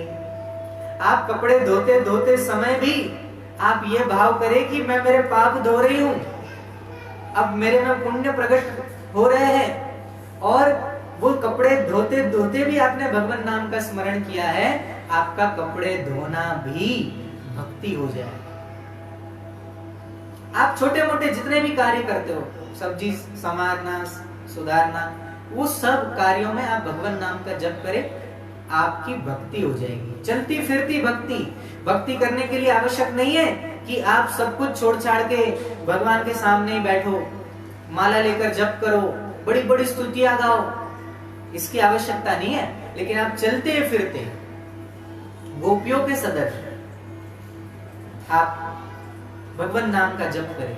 देखिए श्रीमद् भागवत महापुराण प्रमाण देता है और हमारा गोविंद दामोदर स्तोत्र कहता है, गृहे गृहे गोप वधू कदम्बा सर्वे मिलित्वा समवाप्य योगम् पुण्यानि नामानि पठन्ति नित्यम् गोविंद दामोदर माधवेति। कि जैसे आप समय मिल जाने पर, घर के सारे काम से निवृत्त हो जाने पर, आप जैसे सखिया एक दूसरे को मिलती है, किसी के ओटले पर, किसी के बरामदे में, तो उस समय गोपियां भी इस प्रकार से आपस में मिलती जुलती थी। तो आपस में मिलजुल के क्या करती थी, यह स्तोत्र हमें बताता है। गृहे गृहे गोप वधू कदम्बा और सर्वे मिलित्वा समवाप्य योगम, सब साथ मिलकर पुण्यानि नामानि पठन्ति नित्यम, वो नित्य पुण्यमय नाम का स्मरण करती थी। और वो नाम क्या थे, गोविंद दामोदर माधवेति। इन नामों का उच्चारण गोपियों के द्वारा किया जाता है। तो मैं आपसे बस इतना ही कहना चाहता हूं कि आज एकादशी है और एकादशी के निमित्त आप और हम सब आज भगवान नाम का जप करते रहे। और आज सबको व्रत रखना है। और आप सबसे निवेदन एक और कर दूं, जिन्होंने भी आज एकादशी का व्रत रखा है, चाय न पिए, क्योंकि चाय में जो आप शक्कर डालते हैं वो केमिकल युक्त और निकोटीन युक्त जो चाय आप सेवन करते हैं, तो उससे आपका व्रत टूट जाता है। क्योंकि शक्कर में गंधक आदि और अन्य केमिकल आदि होते हैं, उसको आप पीते हैं तो आपका व्रत टूट जाता है। तो चाय न पिए और फलाहार कर सकते हैं, कंदमूल खा सकते हैं और साबूदाना आदि जो खाते हैं, वो साबूदाना हम व्रत के दिन खाए, उससे अच्छा तो आप रोटी सब्जी खा लो। हम तो साबूदाना छूते तक नहीं है। हमको कई वर्ष हो गए, लगभग 15 वर्ष से अधिक हो गया, हमने साबूदाना को छुआ तक नहीं। हम इतना उसको अपवित्र मानते हैं। जैसे हम किसी मुर्दे को स्पर्श करने के बाद स्नान करते हैं ना, उसी प्रकार हम साबूदाने को अशुद्ध मानकर उसको छू जाए तो हम स्नान करते हैं। एक दिन हमें पता नहीं था, नया नया हम गुरुजी के साथ रहते थे, नया नया ही हम आश्रम में आए थे और हमें पता नहीं था और व्रत था। और हमें गुरुजी ने कहा कि एकादशी के निमित्त है तो कुछ एकादशी को खाने योग्य व्रत में जो खा सके वो कुछ चीजें ले आओ। तो उस समय मैं हरिद्वार में था और मैं वहां दुकान पर गया खरीदने के लिए। तो मैंने साबूदाना खरीदा, सिंगाड़े का आटा खरीदा, कुट्टू का आटा खरीदा और फिर राजगीरा होता है वो खरीदा और सामा चावल जिसे कहते हैं, जिसे भगर कहते हैं, वो खरीद कर लाया। तो हम सीधे रसोई घर में ले गए और गुरुजी अचानक आ गए पीछे से, बोले ले आए सामान? मैंने कहा जी ले आए। सामने सब रखा तो उन्होंने सामा देखा तो उन्होंने कहा ये सामा उपवास में नहीं चलता, इसे अन्न मानते हैं। तो जिसे सामा चावल भगर कहते हैं, वो सप्त धान्यों में आता है, तो उसे नहीं खाना चाहिए। तब हमें पता चला तो हमने तब से वो भगर खाना छोड़ा। और फिर जब उन्होंने साबूदाना देख लिया तो उन्होंने दूर से ही एक चिमटा मंगवाकर आश्रम में गुरुजी ने चिमटे से वो कचरे के डिब्बे में डाल दिया और हमें कहा कि तुमने स्पर्श किया इसे? मैंने कहा हमने वो खरीदते समय हमने देखा था, दाना छोटा है मोटा है। तो गुरुजी ने मुझे तुरंत कहा कि सचेल स्नान करो, वस्त्रों के साथ मेरे से स्नान करवाए। तब मुझे बड़ा आश्चर्य लगा, लेकिन बाद में हमें पता चला कि जिस अशुद्धि से साबूदाना बनता है उसमें कीड़े खदबदाते हैं। जब वो प्रोसेस होता है, बहुत गंदा प्रोसेस होता है। आप कभी देखना, आप तमिलनाडु वगैरह जाओ, केरल जाओ, तो बीच में रास्ते में ही बहुत सी बड़ी बड़ी फैक्ट्रियां जो साबूदाना बनाती हैं और उनके पास जाओगे तो जैसे किसी कत्ल खाने के पास से गुजरते हो तो किसी बदबू आती है, ठीक उसी प्रकार की बदबू वहां भी आती है। तो बड़े गंदे तरीके से बनाया जाता है। उसे स्पर्श करने पर स्नान कर लेना चाहिए, इतना अशुद्ध हमारे गुरुजी मानते थे। तो हमने लगभग 15-17 वर्ष से भी अधिक हो गया, हमने छुआ नहीं, न खाया, न हम हमारे अनुयायियों को भी यही बताते हैं कि न खाएं। उससे अच्छा तो रोटी खा लेना ठीक। लेकिन आज के दिन साबूदाना और चावल एकादशी के दिन न खाए, ये सर्वोत्तम होता है। साबूदाना तो जीवन में कभी भी नहीं, लेकिन चावल एकादशी के दिन हमें नहीं खाना चाहिए। और वैज्ञानिकों ने भी सिद्ध किया है कि भारतीय सनातन शास्त्रों में जो एकादशी व्रत की महिमा बताई गई, और एकादशी व्रत जो भारतीय करते हैं, जो सनातनी करता है, उसके स्वास्थ्य में कभी भी कोई गिरावट नहीं आती, उसका इम्यून सिस्टम अच्छा रहता है, और उसे कभी भी कैंसर जैसी जटिल बीमारी, असाध्य बीमारी नहीं होती। मैं उन 2 वैज्ञानिकों के नाम भूल रहा हूं, लेकिन आप नेट पर गूगल पर सर्च करोगे तो उनके नाम आ जाएंगे। उन्होंने बकायदा आधिकारिक तौर से ये बयान जारी किया, उनके रिसर्च में ये आया है कि सनातन संस्कृति को मानने वाले भारतीय हिंदू जो ये एकादशी का व्रत करते हैं वो बिल्कुल वैज्ञानिक है, और ये करने वाले को कभी भी कैंसर नहीं हो सकता। तो आप कहोगे फिर हिंदुओं को कैंसर नहीं होता तो इतने सब कैंसर के मरीज क्यों बढ़ रहे हैं? अरे भाई, वो हिंदू एकादशी का व्रत नहीं करते, और आप एकादशी का व्रत भी करते जाओगे और केमिकल युक्त पदार्थ खाते भी जाओगे। आपको पता है, आप जो रोज पेस्ट करते हो ना, वो पेस्ट भी अगर पेट में चला जाए तो कैंसर पैदा करता है। तो आजकल तो हमारे खेतों में ही कीटनाशक दवाएं इतनी भयंकर डाली जाती है कि उससे तैयार होने वाली फसल भी जहरीली होती है। हमारे कई किसान वो जहरीला पदार्थ डालते डालते ही कैंसर का शिकार हो जाते हैं।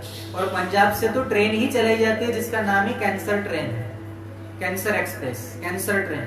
कैंसर के मरीज ही उसमें भर भर के आते हैं। तो मैं आपसे यही अनुरोध करता हूं कि एकादशी का व्रत करें तो बीमारी भी दूर रहेगी, और अगर निर्जल एकादशी व्रत कर सके तो बहुत उत्तम। आज एकादशी हमने प्रातः से ही, वैसे हमारा नियम है सुबह उठते ही हम जल आदि पी लेते हैं, लेकिन आज हमने वो भी नहीं पिया है। अब हम जल आदि कल पिएंगे। प्रयत्न आप यही करो कि एकादशी निर्जल रहे, न रह पाए तो थोड़ा बहुत अल्पाहार लेकर आप ये व्रत पूर्ण करें, तो भगवत भक्ति की प्राप्ति होगी। आज विष्णु सहस्त्र नाम का जप करिए, बहुत फायदा है। तो अब हम आज के सत्र को यहीं विराम देते हैं। शाम के सत्र में हम जानेंगे कि भगवान कपिल मुनि के द्वारा आगे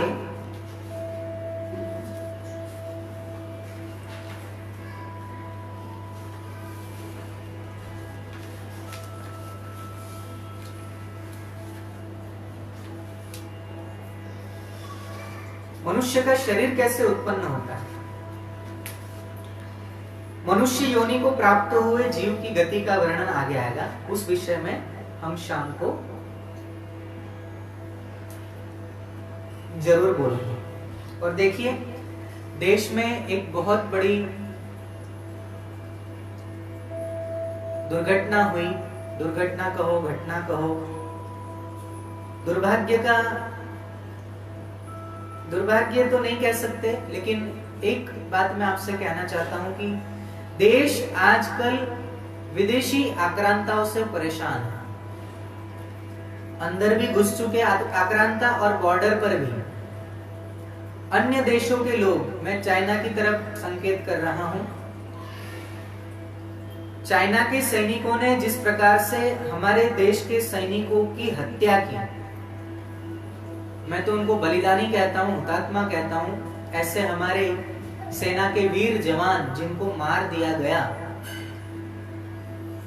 जो देश हमारे देश के जवानों को, निरपराध जवानों को मार देते, युद्ध छिड़ा नहीं है लेकिन फिर भी युद्ध छिड़ने की भूमिका जो बनाने का प्रयत्न करते हैं, ऐसे देश का हमें बॉयकॉट करना चाहिए। सरकार की अपनी मजबूरियां होती है, कुछ पुराने करार जो होते हैं जिसके कारण वो व्यापार बंद नहीं कर सकते उन देशों के द्वारा। सरकार की अपनी मजबूरी हो सकती है, लेकिन आपकी और मेरी कोई मजबूरी नहीं है। हम पर कोई दबाव नहीं है कि हमें चाइना के प्रोडक्ट खरीदने ही पड़ेंगे। तो आपको और हमें आज संकल्प भी लेना है एकादशी के दिन कि हम व्रत तो करेंगे, एक दूसरे की चुगली तो नहीं करेंगे, लेकिन साथ साथ में ये हम व्रत ले, संकल्प ले कि आज के बाद जो देश हमारे देश के साथ मित्रता नहीं रखना चाहता और हमारी भूमि को कब्जा करना चाहता है, उस देश का किसी भी प्रकार से किसी भी प्रकार का सामान नहीं खरीदेंगे, चाहे कितना भी सस्ता हो, चाहे हमारे लिए कितना भी उपयोगी हो, लेकिन उस सामान का हम उपयोग नहीं करेंगे।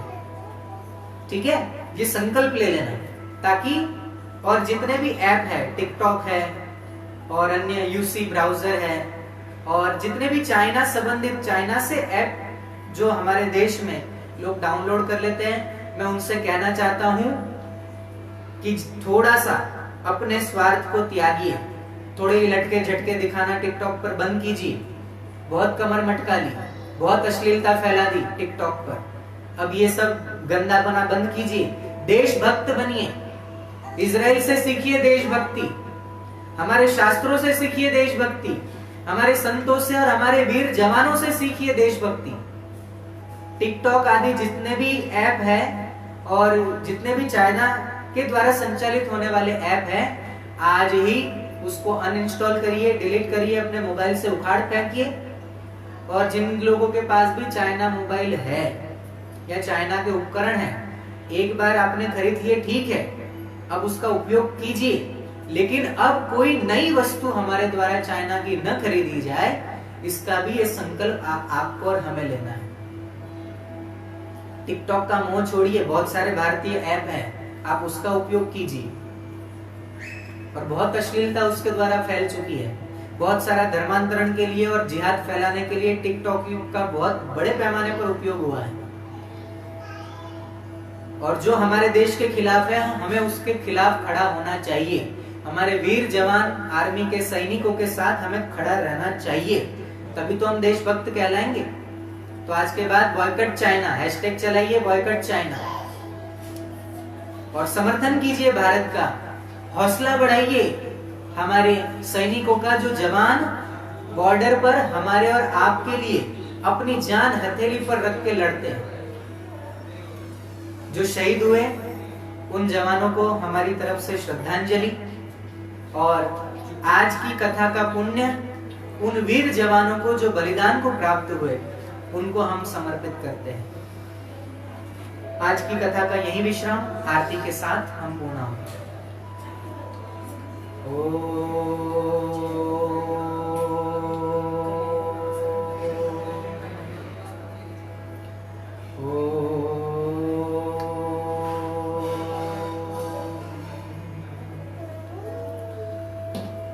आइए 2 मिनट कीर्तन कर लेते हैं और फिर आरती करते हैं।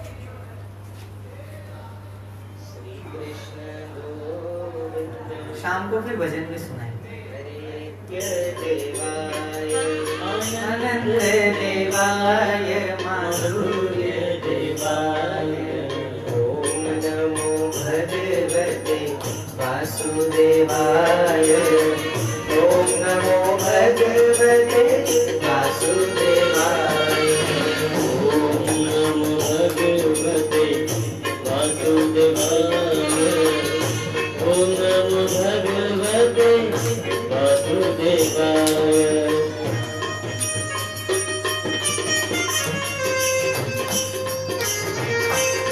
शेयर करते जाइए, और एकादशी के दिन भगवान नाम संकीर्तन से अपने हृदय को पावन करते गए।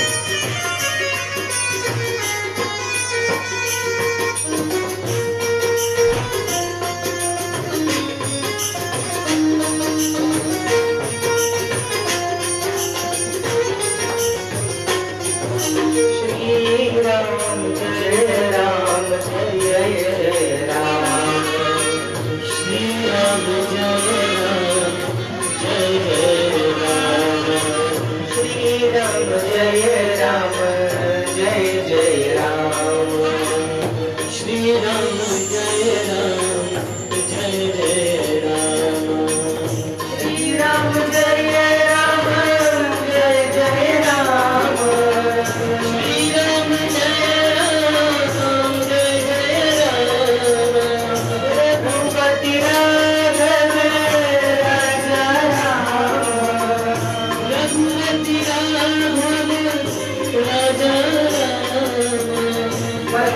पतित पावन सीताराम, पतित पावन सीताराम, रघुपति राघव राजा राम, पतित पावन सीताराम, रघुपति राघव राजा राम, पतित पावन सीताराम।